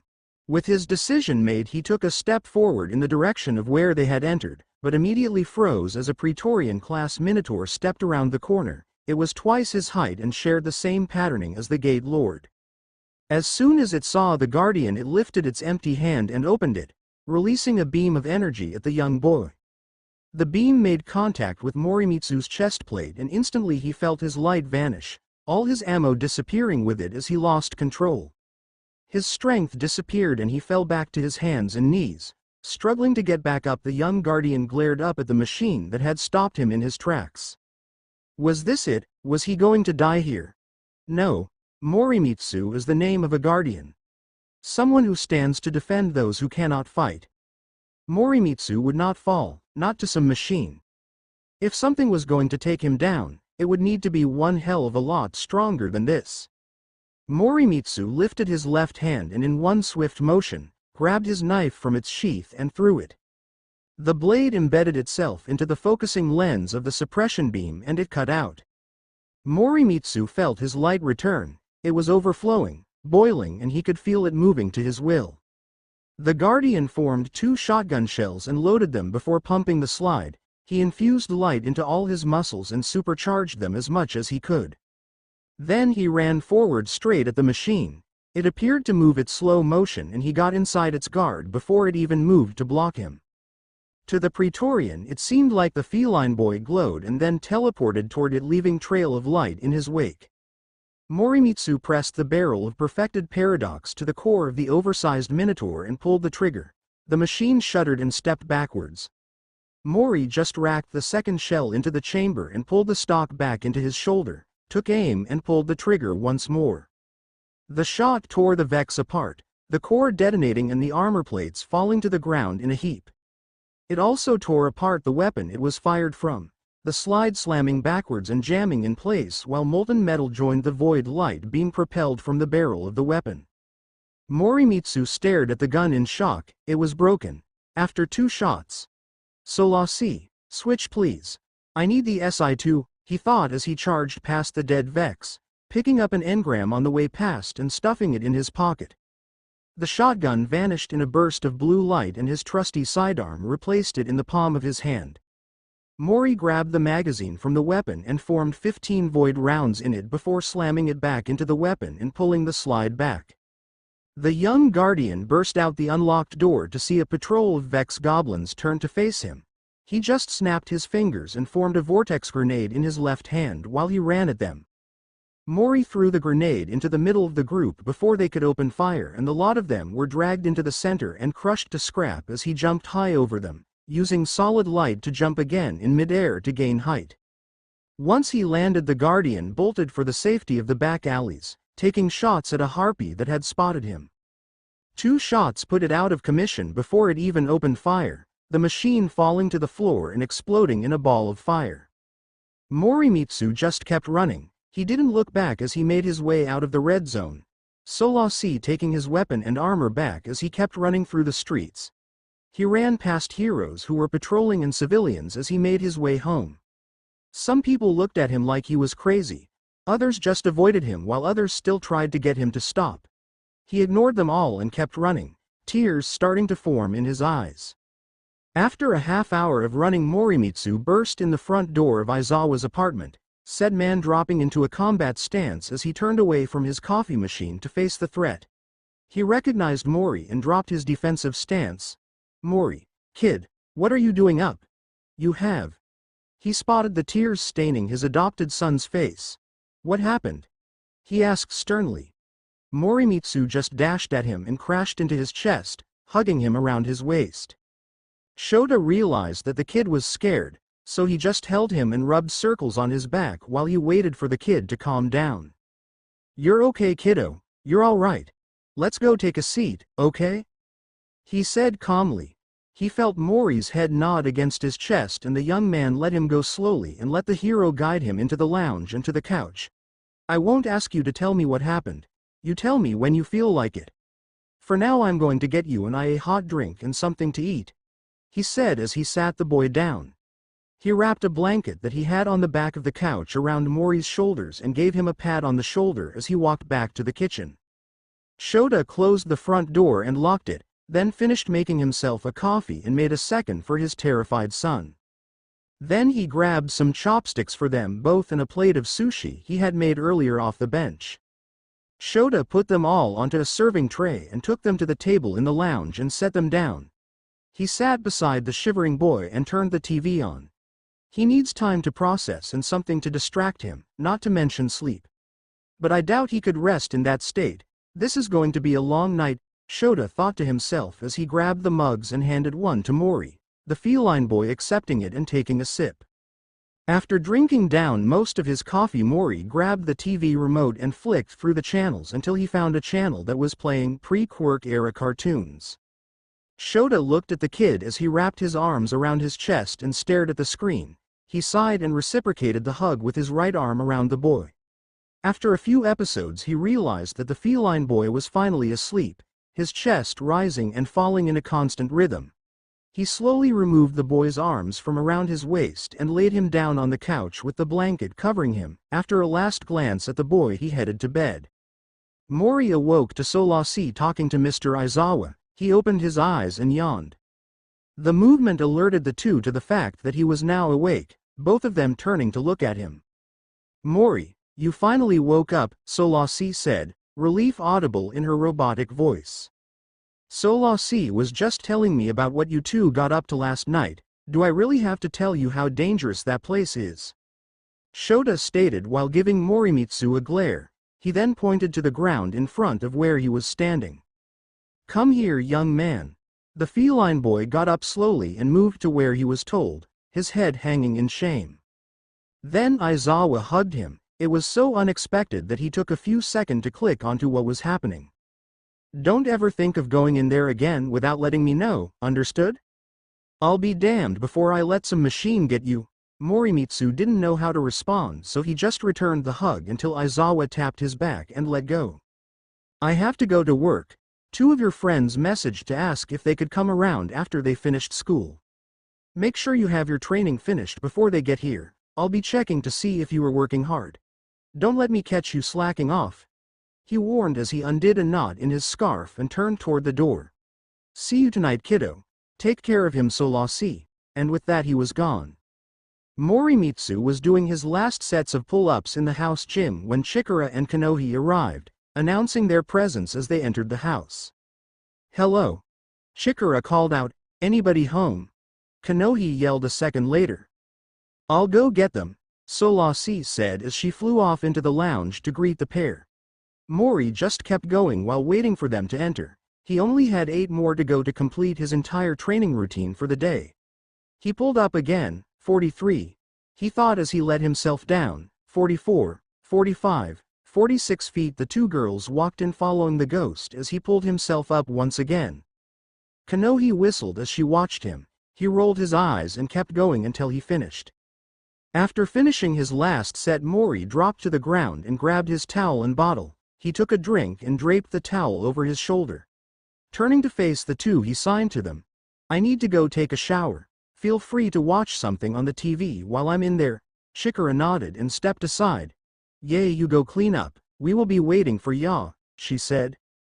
Mori walked down the hall and got himself a quick shower, dressing in his dark gray shorts and a red t-shirt with his combat boots. Once he was done, the feline boy walked back into the lounge to see the 2 talking with Solasi. For some reason she couldn't keep a secret while he wasn't around, and the 2 girls jumped up and rushed to him asking if he was all right and making sure he wasn't injured.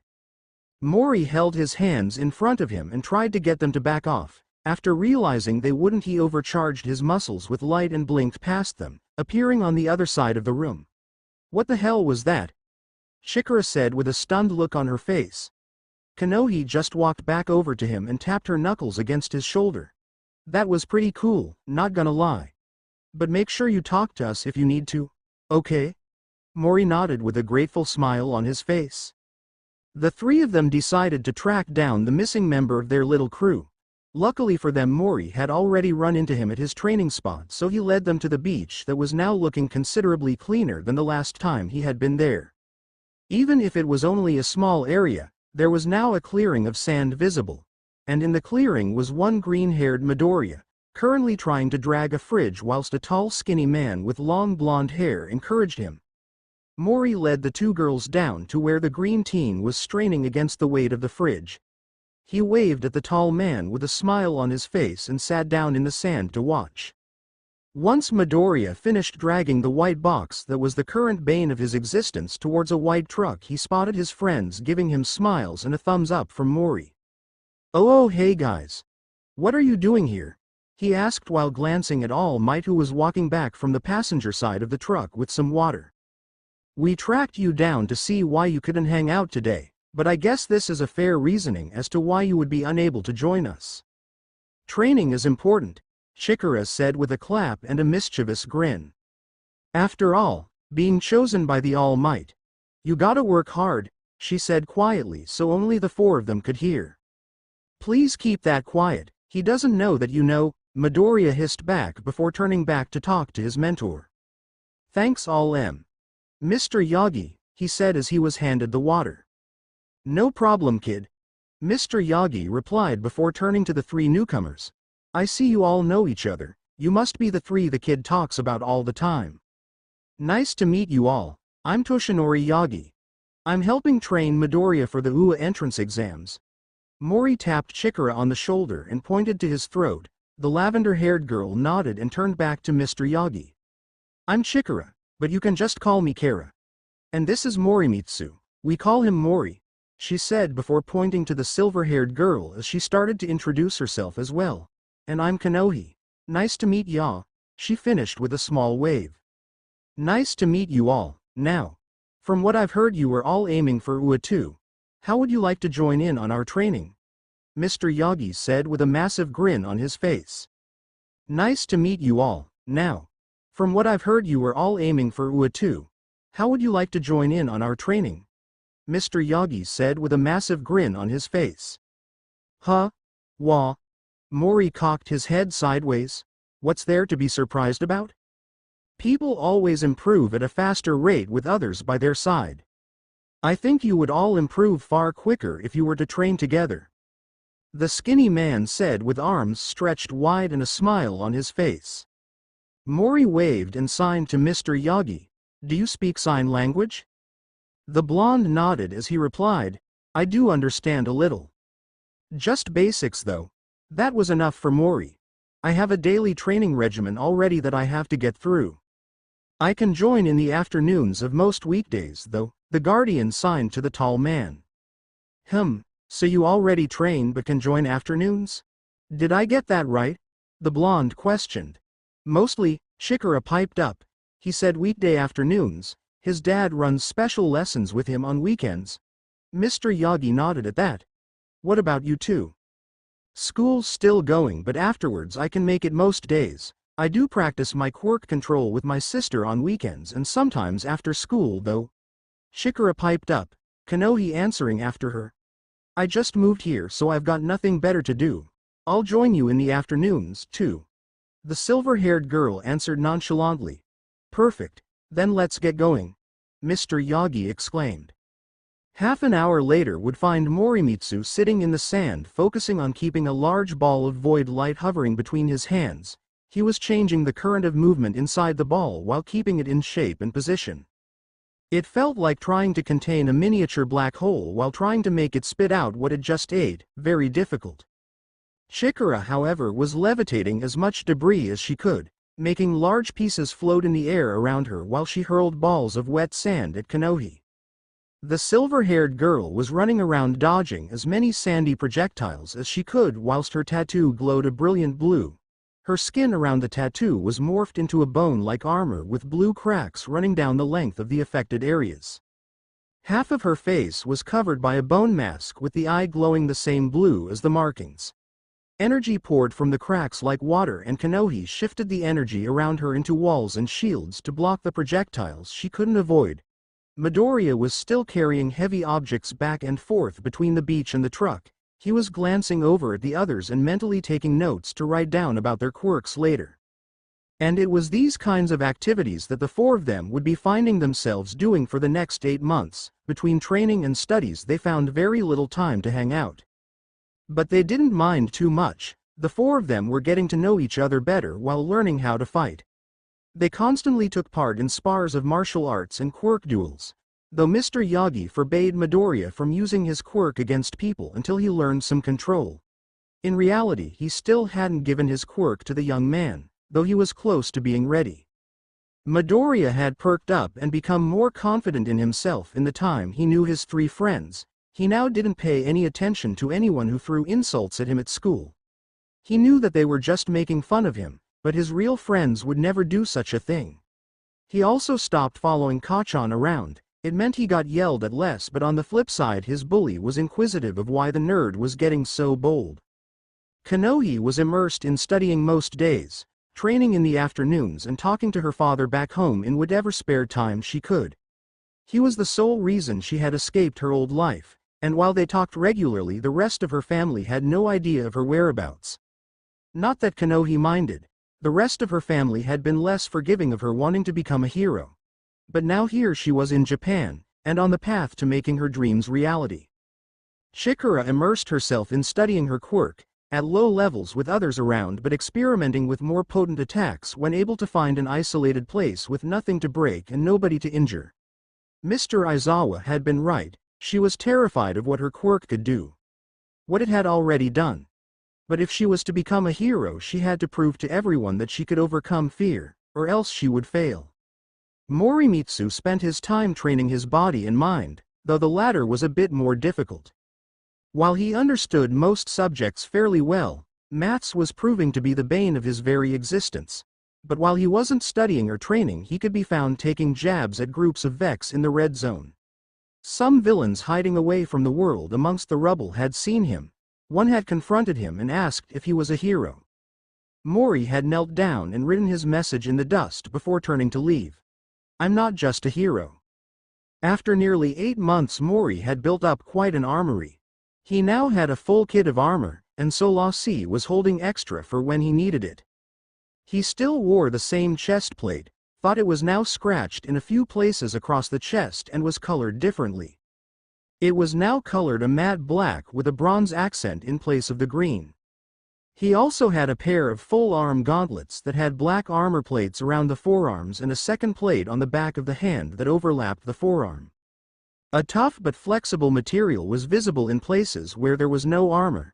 A small brace was placed just above the elbow and a second large armor plate extended from just above the brace all the way up to the shoulder that was enclosed in a metal shoulder pad that curved around the shoulder. The left shoulder had a rising sun patterning on it while the right had the same but with an eagle made of metal curled around the armor.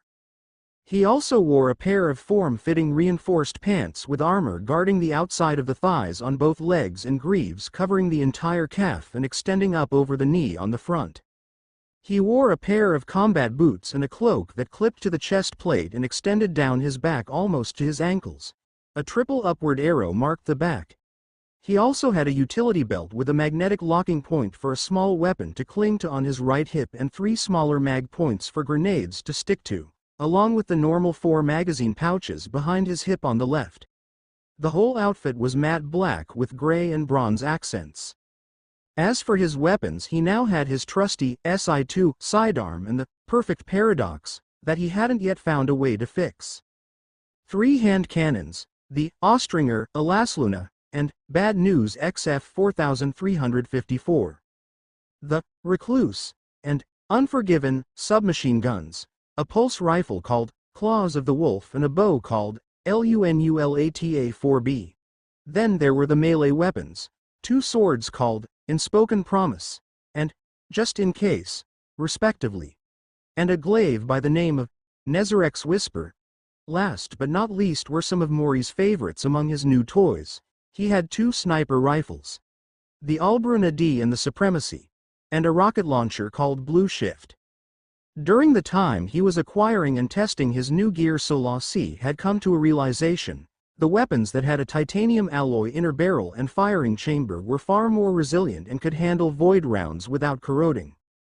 Turns out that the Vex also figured this out, and so the inside of a Minotaur's weapon is lined with a layer of the exact materials needed to modify all the weapons Maury had acquired. This discovery led to Maury going on frequent raids into Vex territory to hunt Minotaurs.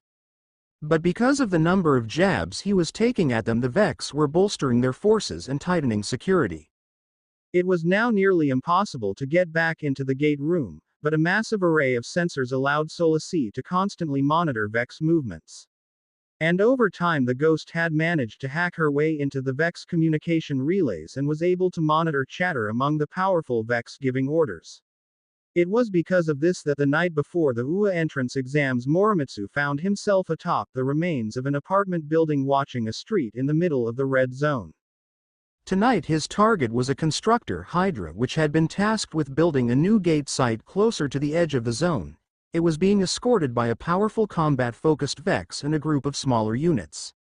The exact details were unknown. All they knew is that the group would be coming down this route.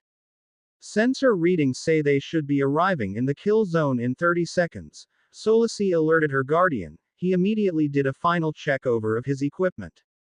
Aeslana was resting on his hip with a clip in the cylinder. He had 3 spare clips sitting in one of the pouches.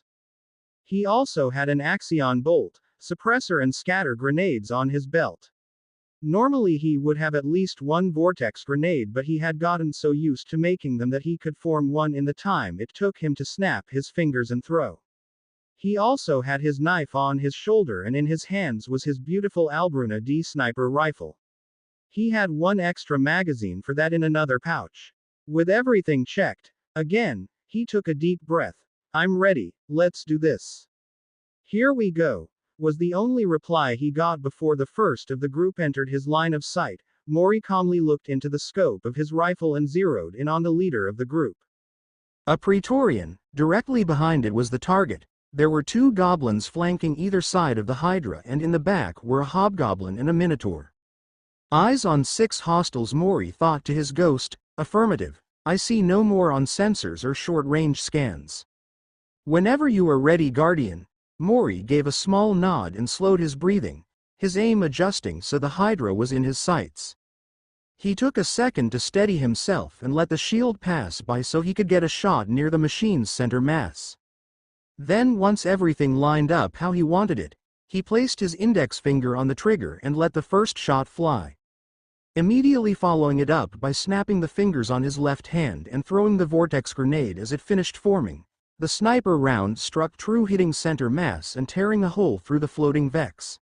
The grenade followed the shot closely behind and landed in the Hydra's path. The large Vex shuddered as the shot tore into it and then was dragged forward into the grenade. The armor plating started corroding and melting, falling to the ground like piles of molten slag.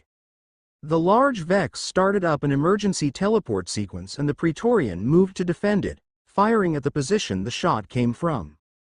Morimitsu dragged the priming handle backwards and then forwards, locking it into position once more with another round in the chamber. He saw the Praetorian raise its weapon and fire at him. He immediately rolled to the side and launched himself from the rooftop. As he fell, the other Vex units fired shots at him but none connected. The feline guardian used a cushion on light to slow his fall and landed just as the Hydra was starting to dissipate into light. He sighted in and fired another round from the rifle. The round clipped the left wing and ripped some armor plating off with tremendous force that sent the metal flying down the road. As soon as the Hydra disappeared, the Praetorian bodyguard followed, leaving the smaller units to take on the Guardian. No sooner than the Praetorian left, Mori had swung his sniper rifle over his shoulder, letting it magnetize to his armor, and drawn the Aosluna from his hip. The Minotaur that had been near the back of the group now blinked to the front and began a frontal assault, firing at the Guardian. Mori just dashed at the large machine that had conveniently decided to come to him. He ducked to the side as he ran at the Minotaur and flicked the Axion bolt from his belt onto the ground beside the machine. The bolt hit the ground and split into 3 homing arrows of void light that all converged onto the large Vex, popping the shield and putting a hole through the right side of its back and spinning it a little. Mori aimed ahead of him as he ran, careful to keep the larger machine between him and the hobgoblin while he emptied a pair of rounds into the left side of its chest plate. The combined forces sent the Minotaur spinning down onto one knee and rendering it defenseless for a few seconds.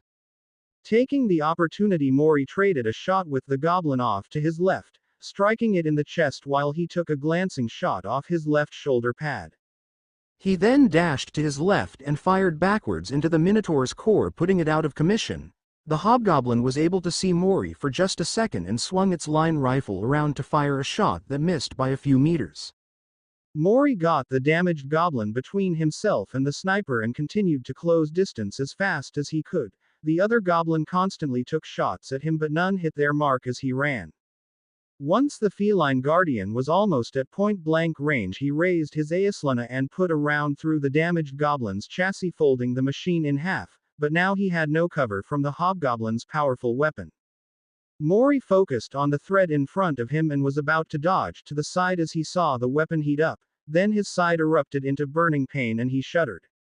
"Oh shit," he thought as he looked out of the corner of his eye to see the goblin aiming at him. He then looked ahead and saw a line of focused solar energy coming straight at him.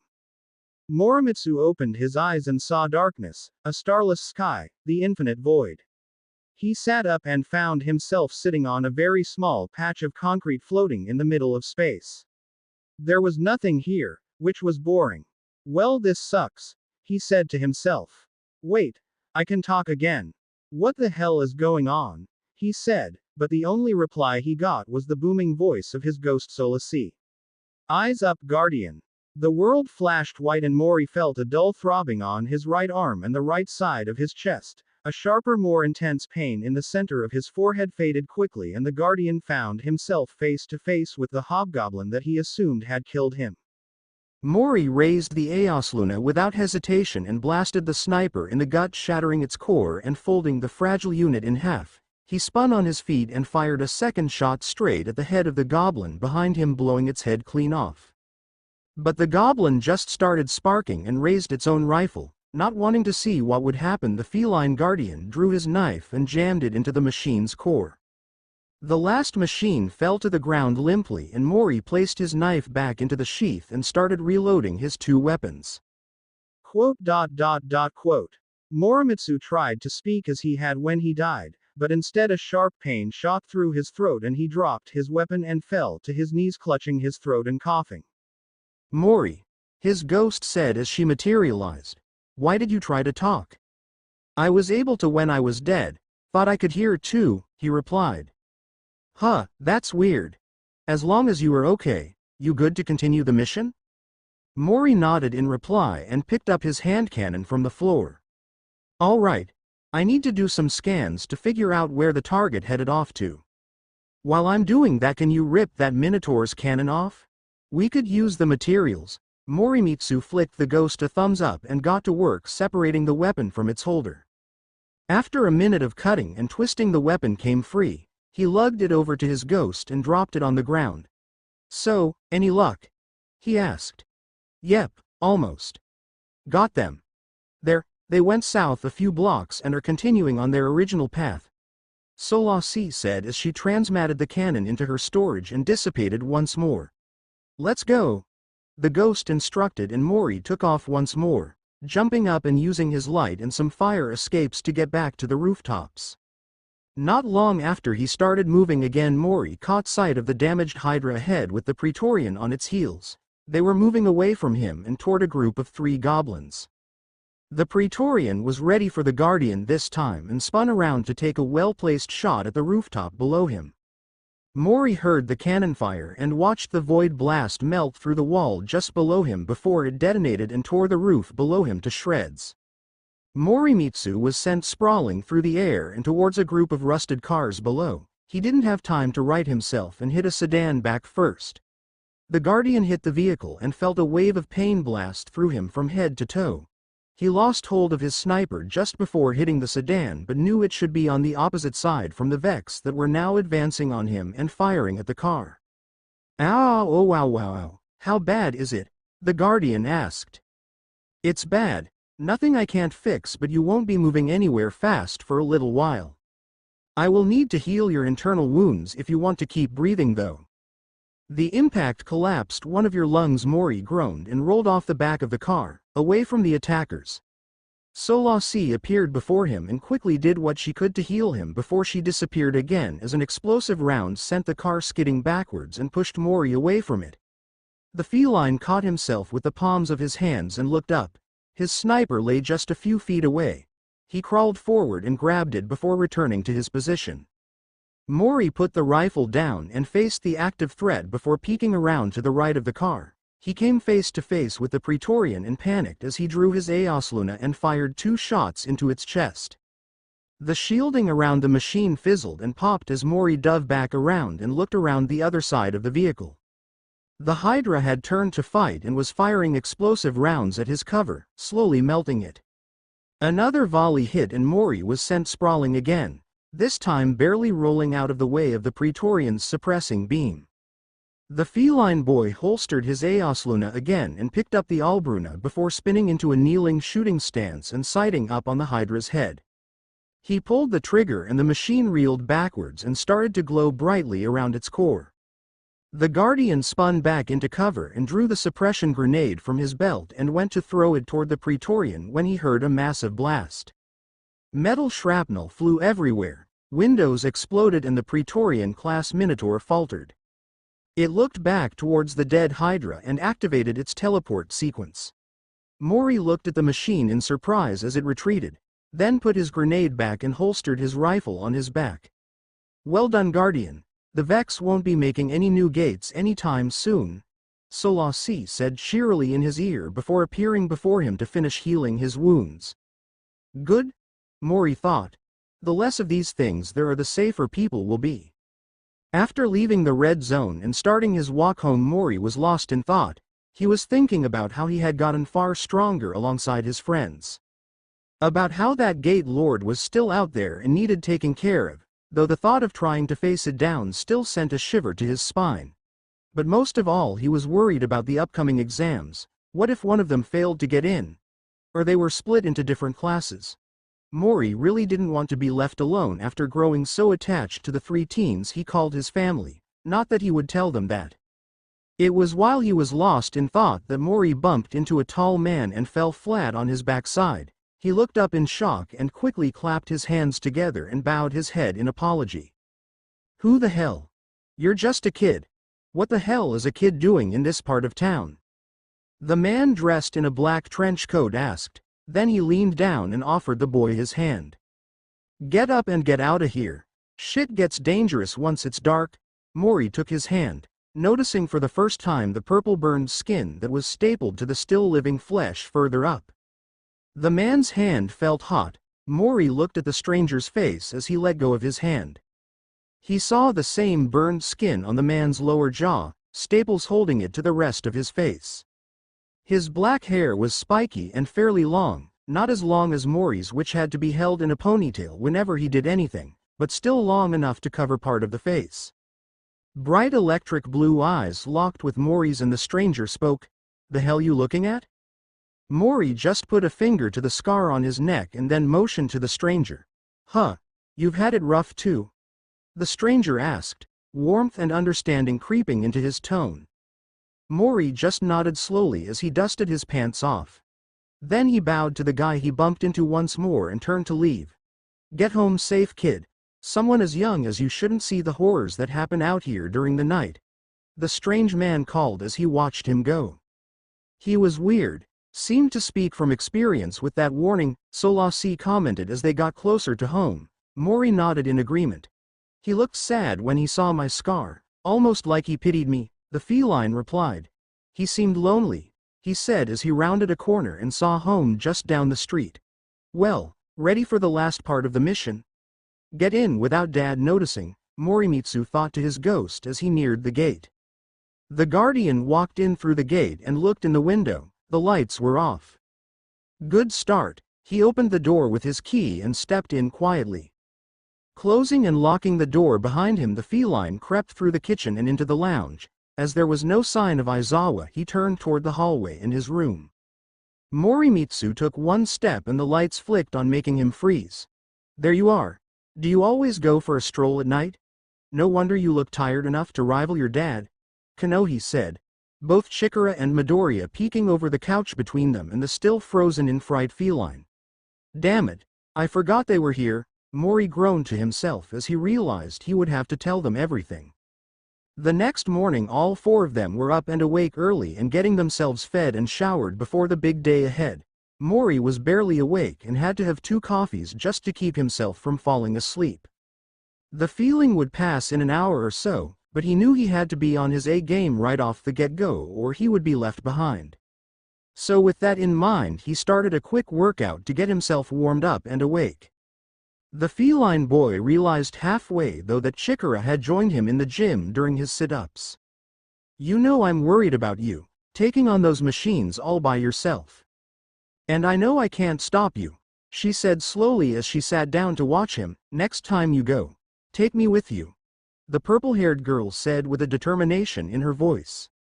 Mori stopped and stared at her for a few seconds, then shook his head. I can't put others in danger. Those things are after me, so I'll be the one to beat them down myself. Chikara protested immediately. You don't get it. We all worry about you every time you disappear off to fight them. We never know if it will be the last time we will see you. None of us want to lose you, she spoke quietly as she finished. Morimitsu watched her. He understood where she was coming from. But he had lives to spare, others didn't. Doesn't matter if you have lives to spare. It's still a possibility that you could be killed for good. You said they had machines that could suppress your light. Mori jumped as Kanohi and Midoriya entered, the silver-haired girl basically reading his mind as she made her point. I won't sit by and let you do this alone, Mori, Midoriya said firmly. We are all training to become heroes, guardians, protectors to those who cannot fight for themselves. That is what we all swore to do. So let us protect you for once. Mori took a second to think about it. He wanted to argue back, but knew there wasn't a point in doing so. So he lowered his head and nodded slowly. Good, now with that settled, the entrance exams start in 45, so let's get a move on, Kanohi said nonchalantly. What? The other two exclaimed as the feline boy leapt to his feet and bolted to get ready. The 4 friends arrived at UA with just a little time to spare. Midoriya was leading the group, chatting with Mori, who was waving his hands around while he answered the green-haired boy. The 2 girls followed and just watched the interactions in amusement. Outa my way, Deku. yelled a voice behind the little group. They all stopped and a boy with ashy blonde hair walked straight through the middle of them, glaring daggers at the boy he yelled at. Don't you go thinking you are better than me just because you found some lousy extras to call friends. I'll always be better than you, ya damned nerd, he said while stalking past. Mori reached out and grabbed the boy's right shoulder, turning him around with enough force to leave the blonde reeling. Then he glared into the boy's eyes and dragged his thumb across his own throat. The threat was clear: talk like that again and Mori would end him. Not that the blonde cared, he just huffed and walked away. Mori turned back to the group and grinned at them. Kara just shook her head while Konohi laughed. Midoriya was nervous though, they weren't even in yet and already his friends were making an enemy of Kacchan. The green-haired boy shook his head. Let's get in there, he said, and promptly tripped on a brick that stuck up out of the pavement. Or I'll just die, thought Midoriya as he fell toward the floor like a sack of bricks. Out of nowhere Midoriya's fall was stopped. He started floating and immediately panicked, kicking his feet to try and right himself. Sorry about that, a girl said, having grabbed Midoriya's shoulder as she walked by. It would be bad luck for you to fall, don't ya think? Out of nowhere Midoriya's fall was stopped. He started floating and immediately panicked, kicking his feet to try and right himself. Sorry about that, a girl said, having grabbed Midoriya's shoulder as she walked by. It would be bad luck for you to fall, don't ya think? Midoriya stared at the girl in shock, completely unable to form a sentence as he struggled to right himself. Konohi stepped forward and grabbed the floating boy and set his feet back on the ground. The brown-haired girl pressed her fingers together and smiled at Midoriya and Konohi. Much better, I'm Ochako Uraraka by the way. Nice to meet you. Mori peeked over Konohi's shoulder and gave a small wave. That's Morimitsu, the silver-haired girl said, pointing over her shoulder, and I'm Konohi. Nice to meet ya too. Chikara patted the still short-circuiting Midoriya on the shoulder as she spoke. The shrub you saved from falling is Izuku Midoriya and my name is Chikara Hado. Thanks for saving him from that, though we should probably get inside before the exams start. True, good luck, Uraraka called as she turned and ran towards the door. Once inside, the four friends all checked in and sat down for the written part of the test. Alright Solasi, this is where you shine, Mori thought as he sat down for the test. Nope, you're doing this alone. Mori blinked in surprise. No answers given. And no weapons for the practical. Time for you to test your limits, the ghost replied in an amused tone. Traitor, the guardian thought as the timer was started for the exam. 2 hours later the test finished and the examines were told they had an hour for lunch before they would be needed in the large auditorium once more. Mori walked out into the sunlight and stretched his arms upwards to relieve the pain they were feeling from writing for so long. As he finished he relaxed and looked around to try spot any of his friends. Incoming, on your 6, Solasi warned her guardian. Mori looked over his shoulder to see the rude blonde from the entrance walking towards him while giving him a glare. The guardian turned to face him and crossed his arms while waiting to see what would happen. Oi cat! You and I need to talk, the angry boy called. Then he grabbed Mori by the shoulder and took him to a quiet corner away from the rest of the students. Mori let himself be dragged by the boy.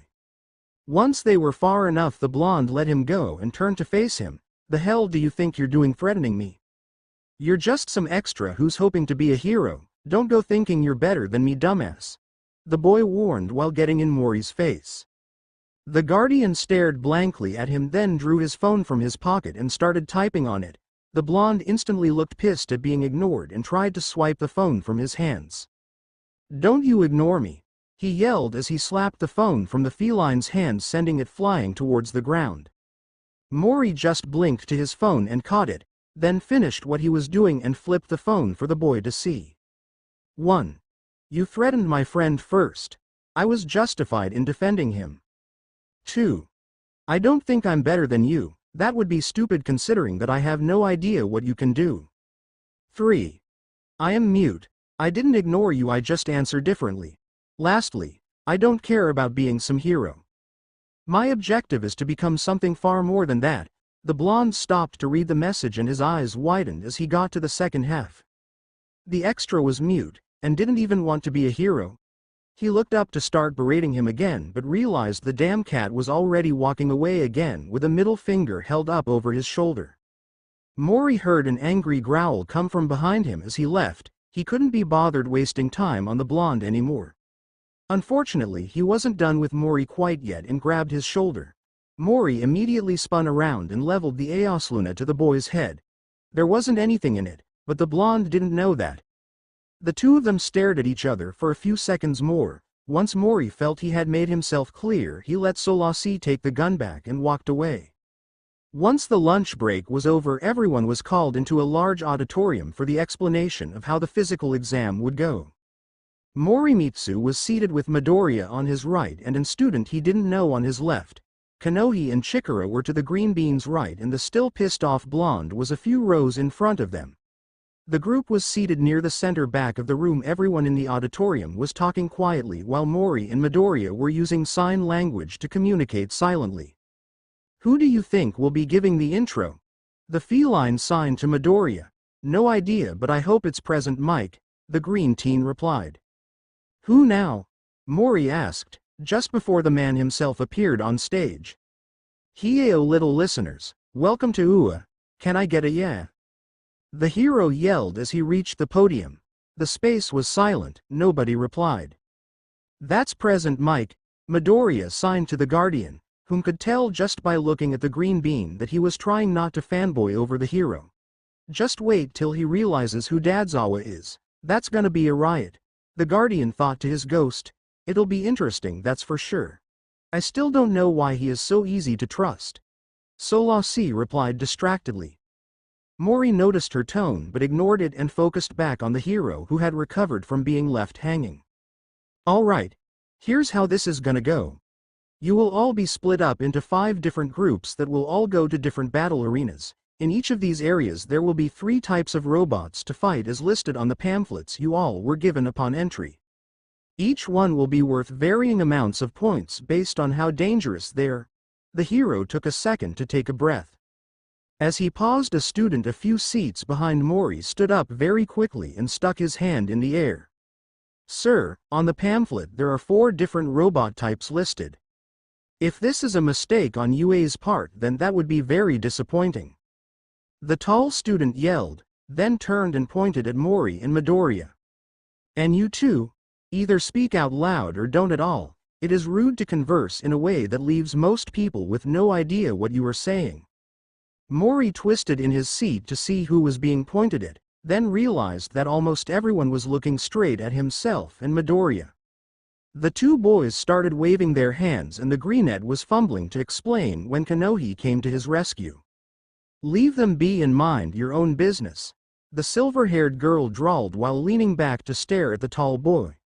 They were just talking about who they thought would be the announcer. Both of the boys stared at the girl and nodded their thanks before focusing back to the front. "Thanks for clearing that up, little listener. As for the 4th robot, yes, there is one. But it isn't worth any points, and while it can be taken down, the amount of effort required makes it not worth your time. Basically, it's a massive obstacle to avoid." The tall student nodded and sat back down. "Awesome. Glad that's clear. Now the exam will last for 10 minutes, so don't sit around once it starts." Mike raised a hand up and pointed to the sky. "So let me leave you little listeners with a little present, our school motto. In the words of the hero Napoleon Bonaparte, a true hero is someone who overcomes life's misfortunes. Go beyond, plus ultra." And with that, the students were sorted into their different groups and sent off to the exam sites. Unfortunately, the group were all sent to different battle centers. Midoriya was sent to B, Kanohi to C, Chikara to D, and Morimitsu went to E. Kanohi was unfortunate enough to end up with the explosive Pomeranian. Morimitsu hopped onto his bus and sat down, waving out the window to his friends as they went their separate ways. "Don't worry, they'll do fine," Solasi said as she felt her guardian becoming nervous. Mori nodded and turned away from the window. He looked around the people who would be fighting in the same area as him. He noticed a shorter boy with pure white hair who was also observing everyone else, and the 2 of them locked eyes for a second. The other student nodded at him before continuing to scan everyone else as he shifted his foot to track a different person's shadow. Mori ignored the weird behavior. Maybe it was a nervous tic or habit, so he went back to his own thoughts on the exam and planning how he would deal with the robots. Once the bus stopped, Mori opened his eyes and looked up towards a set of gates that were nearly 10 stories high. He shook his head with a smirk. Only at UA, the Guardian thought to himself. Looking around, Morimitsu took a good look at his opponents as they all warmed up with their quirks. There was a very tall and large boy who had 6 arms connected by webbing. He had long white hair that folded over the front of his face in a very long fringe which alongside the mask he wore left only his eyes visible. Then there was a girl. At least Mori thought it was a girl. All he could see was a floating pair of shorts and a t-shirt. There was also a guy with a canine quirk that elongated his snout and gave him sharp teeth and claws alongside a tail. His legs were shorter than normal and his arms were very strong. He looked like he could run very quick on all fours. But the one that caught Mori's eye was the white-haired boy from before. The smaller kid was moving from one person to the next. He walked up behind them silently and stood in their shadow for a while before moving to the next person. The Guardian was about to question him when out of nowhere the gates started opening. "Begin," came the voice of Present Mike through some speakers. Immediately Mori and the white-haired kid burst into action, the Guardian dashing into the city-wide construction site while the Shadow Kid threw his hand forward and a shadowy portal opened in front of him and he leapt through it. The portal dissipated as soon as the white-haired boy vanished into it. "What are you all waiting for? There's no countdowns in real life." That seemed to get everyone else moving. The crowd was a while behind but Mori could hear them coming fast. It only took the feline boy a few seconds to spot a group of test robots. They were as tall as he was with a Gatling gun mounted to each arm behind a shield. Most likely loaded with rubber rounds to minimize injuries. Other than that, the bots were fairly thin and balanced on a singular wheel. All 3 had a number 1 painted in white over the green of the frame. All 3 turned and locked their glowing red eyes to the Guardian. The singular red light reminded Mori too much of a Vex goblin, probably the inspiration for this particular design. Mori clicked the fingers on his right hand and threw the vortex grenade as soon as it formed. It landed in the middle of the group and all 3 bots were torn apart by the swirling energy. The Guardian decided that it would be easier to get points away from the main group and took to the rooftops with a gentle glide upwards. The Guardian landed on the rooftops and started running, making a few grenades as he went and either holding them or stuffing them into his pockets.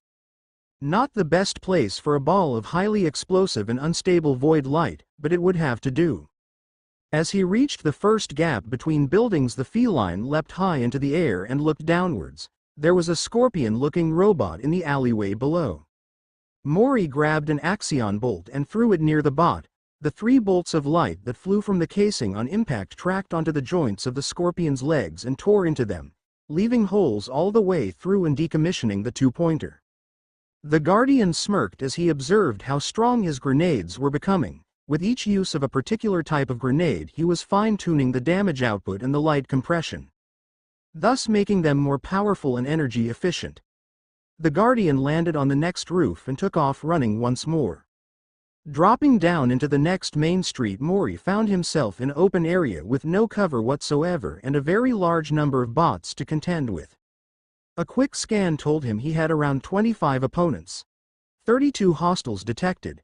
This will prove a valuable test of your capabilities in 1vs many scenarios. Solasi chirped happily. The feline boy rolled his eyes and charged his body with a small amount of light. It wasn't enough to make him blink, but it would make him hit harder. Mori charged the nearest bot, a 1-pointer, and ducked under its line of fire as it took aim and let loose a stream of rubber rounds where he had just been. Mori got inside the robot's guard and gave it a hefty punch to the gut. The thin metal gave way and the backbone bent under his fist. He threw the broken bot to the side and charged at a 2-point scorpion. Mori glanced quickly to each side, spotting a bunch of 1-pointers on his left and a 3-pointer on the right. The 3-point bot was big, much larger than the others. They were like small tanks with arms rolling around on tank tracks and firing off barrages of concussive rockets from twin back-mounted missile pods. Mori fished a vortex grenade and a suppression grenade from his pockets. The two-pointed pulled its tail back as he approached and flung it forward to hit him. But the feline had formed a small barrier of light under his foot and never reached the ground. Instead he leapt up and flipped over the scorpion, throwing his two grenades while upside down. Mori landed facing away from the two-pointer and spun around to meet it just as it turned, the thrown grenades detonating simultaneously off to each side. The group of one-pointers was dragged into the core of the vortex and vaporized in seconds. Meanwhile, the three-pointer had its internal wiring and computer systems fried by the suppression grenade and went limp as it shut down. The two-pointer spun around with its tail outstretched. Mori ducked under the swipe and sent a jab at the joint of the front right leg. The bot blocked the attack with the shield mounted on its leg. Then stabbed at the guardian with the clawed foot, which the feline sidestepped with ease. The bot took a step back and raised its tail to try stabbing at the boy once more. Mori saw the wind-up of the tail and leapt forward with a flip, bringing his right foot around for an axe kick. The robot threw its tail forward and the guardian's foot connected with it and redirected it downwards. The tail went through the back armor and central core. The bot crumpled to the ground under the weight of its own attack. Nicely done, but don't let up now. You've still got 25 to go. Mori nodded as he rushed towards another pair of two-pointers. Now he knew how to dispose of them swiftly so they would be no issue. Getting between the pair of robots, the Guardian let them both wind up and then attack at the same time. They tore into each other's armor and left the inner workings exposed for the Guardian to casually drop a grenade into. Both were torn apart in a pair of gravitational vortexes made of unstable light. After a while, Mori found himself jogging down the central street looking for any surviving bots. All of them seemed to be down though. The Guardian stopped to catch his breath a little when out of the blue the ground started to shake violently. Most of the contestants in the area fell over or had to hold onto something to stay on their feet. Mori dropped onto his hands and knees to avoid falling over. Once the shaking subsided, the feline got up and looked around to see what had caused such a ruckus. Upon looking over his shoulder, the Guardian locked eyes with a massive robot. It was truly gigantic. There were half-finished buildings 15 to 20 stories high. The zero-pointer was just as tall and another half on top of that. When Mori saw the zero-pointer for the first time, his mind snapped back to the Gate Lord. It was like facing that down again, but bigger, far bigger. The many red eyes locked onto the Guardian and a massive hand began its descent toward him. The feline boy didn't move. A bystander yelled at him to move. He couldn't. All he wanted to do was run, but his feet didn't want to listen to him. I can't beat this thing barehanded, the Guardian thought to himself. This is impossible. How could anyone beat that? The feline boy started breathing faster and faster, his eyes locked to his impending death. Focus, Guardian. Fight. Mori's eyes snapped open as his right hand closed around his weapon. Suddenly he was wide awake and he wasn't unarmed anymore. Void light blasted outwards all around the Guardian as a sword formed in his hand, a glowing purple katana made of pure energy. Mori was supercharged with light. He leapt out from under the hand less than a second before it collided with the ground where he had been standing.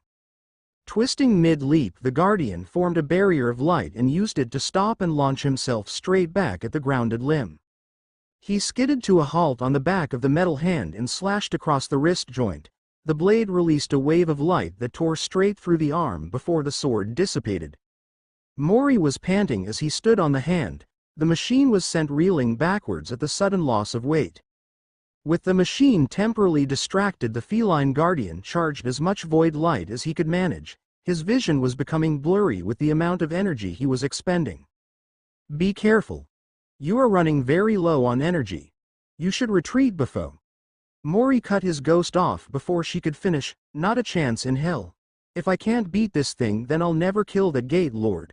The feline boy threw his arms up in the air, the gathered light forming into 15 Axion bolt grenades that hovered in the air around him. I'm taking it out with one attack. Axion Storm. Mori yelled in his mind as he threw his hands forward and detonated all the grenades at once. The bolts flew forward like shooting stars. 45 individual arrows of pure and highly focused void light shot towards the zero-pointer and hit it all over. The bolts burned through the armor and tore apart internal systems like they were butter. The massive machine was left riddled with holes from head to toe. After a few seconds, the lights on the face flickered and the machine came to a grinding halt. The limbs went limp and fell to the ground with an almighty crash that kicked up a dust storm that covered the surrounding area. Once the dust settled, Mori looked at the disabled bot and smiled. "Hey, I got him. You're next, ya damn gate lord." And with that he fell to his knees and passed out. Test grounds B. The bus pulled up and Izuku was understandably very nervous. All Might had passed his quirk onto him just the evening before. He had planned to do it in the morning, but upon being informed that the young man was going to be sticking with his friends until the exams, he had given it to him right then.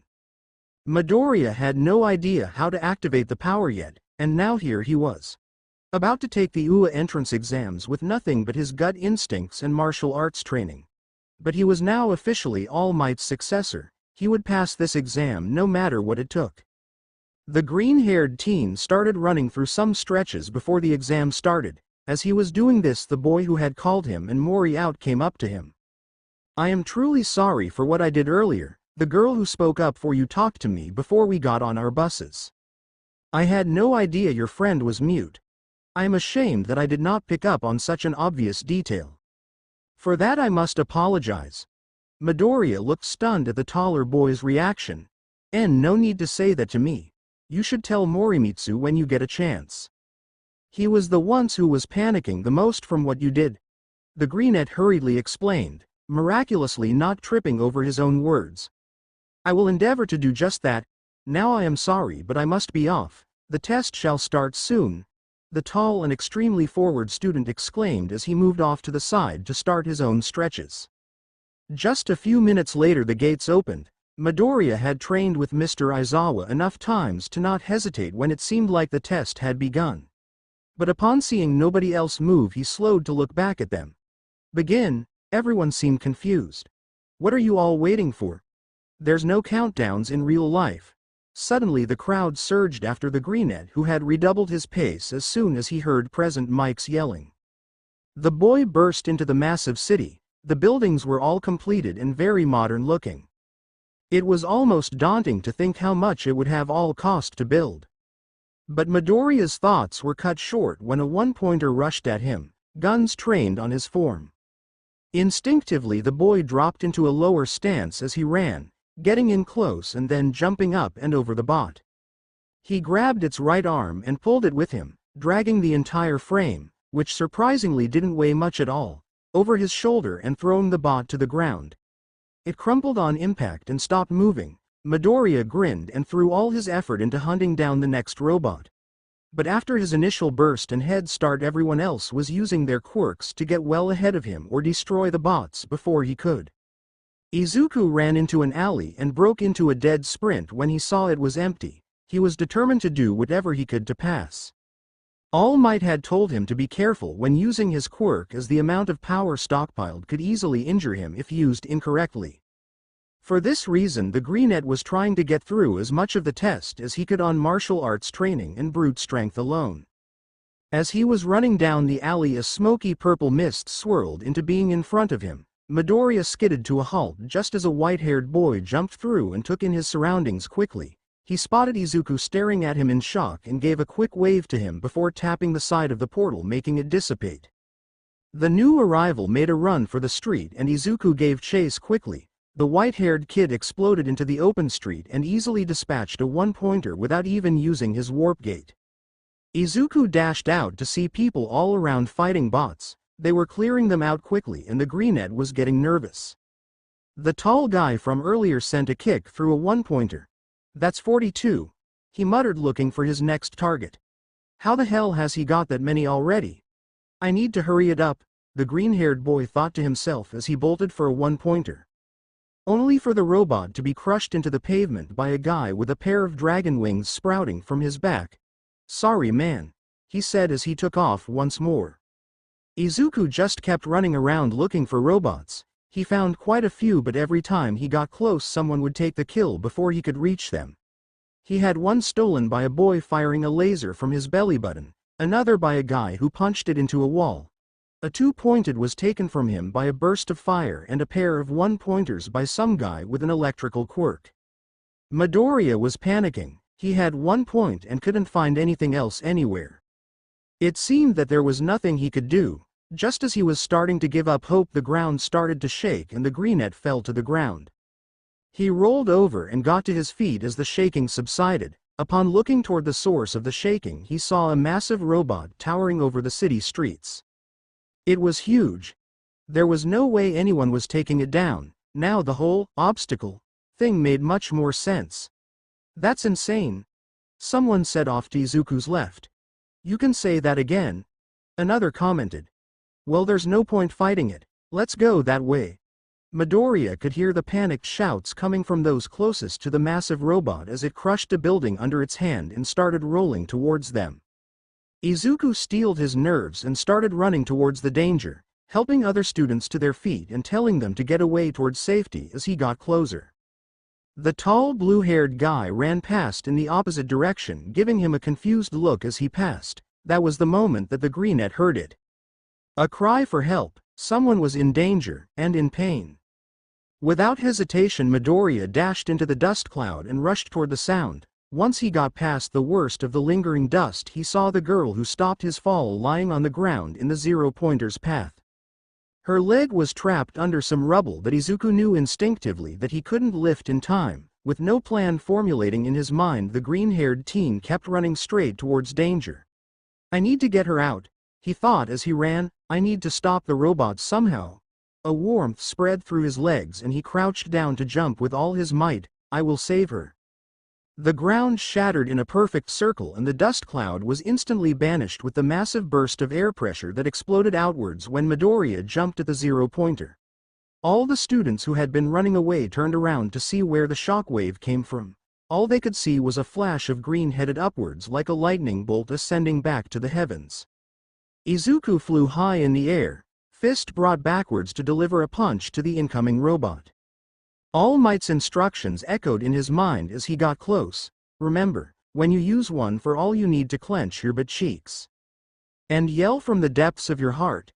Izuku screamed as he brought his arm forward, smash. His fist impacted the face of the zero-pointer and the entire face caved in as the head snapped backwards from the force of the blow. The entire robot, all 20-ish stories tall of solid metal, was sent tipping backwards as the metallic monster was thrown off its feet and onto its back. Explosions detonating along the entire body and a massive dust cloud being thrown up where it landed. Izuku stared at the destruction he had just caused as he started to fall towards the earth. I may need to tone it back, especially for fighting a person. The greenette then looked down and promptly panicked at the rapidly approaching ground. He flailed in midair trying to right himself for a landing, only to realize his right arm and both legs were broken and bruised the whole way along. I'm gonna die, he thought as he came closer to the ground. Then out of the blue he was slapped across the face and his momentum instantly ceased as he began to float. He looked to the side and saw the girl he tried to save hovering on a destroyed three-pointer and bringing her hands closer together. Release, she said quietly as she pressed the fingers of both hands together. Both of them dropped to the ground and Izuku bit his tongue as to not scream from the pain in his limbs. Then he started crawling toward her. Screw the exam, he needed to make sure she was okay. But his vision was already fading as moving became far more difficult. He closed his eyes and just barely heard the call of, "Time's up," from Present Mike. Then he slipped into unconsciousness. Izuku came to in what he assumed to be the school's infirmary. He opened his eyes and tried to sit up only for a cane to lightly bonk him on the head. "Nope, you stay right there, young man," a voice said. "That was extremely reckless and you were very lucky the young lady was there to save you. Honestly, the exams get even more dangerous each year." She muttered the last part to herself as she went to check on the next patient over. Midoriya turned to look at who was next to him and saw Morimitsu fast asleep with the most peaceful look he had ever seen on his face. The boy's hair had escaped his hair tie at some point and was now all over the place, but other than that it looked like he didn't have a scratch on him. I knew he was going to be too tired for this, especially after going out and fighting in the red zone, Izuku thought to himself. Suddenly the door flew open and a familiar voice called out to the greenette. "Finally you wake up. You were out long enough for us to go shopping for tonight's celebration," called the voice of Chikara. "Yay, try not to do this often, Broccoli," Kanohi added as she walked over to the feline guardian and pat him on the head. "It's bad enough having one self-sacrificing dumbass on the team." Well, I hope everyone liked the story, and please share or leave a like, or subscribe to see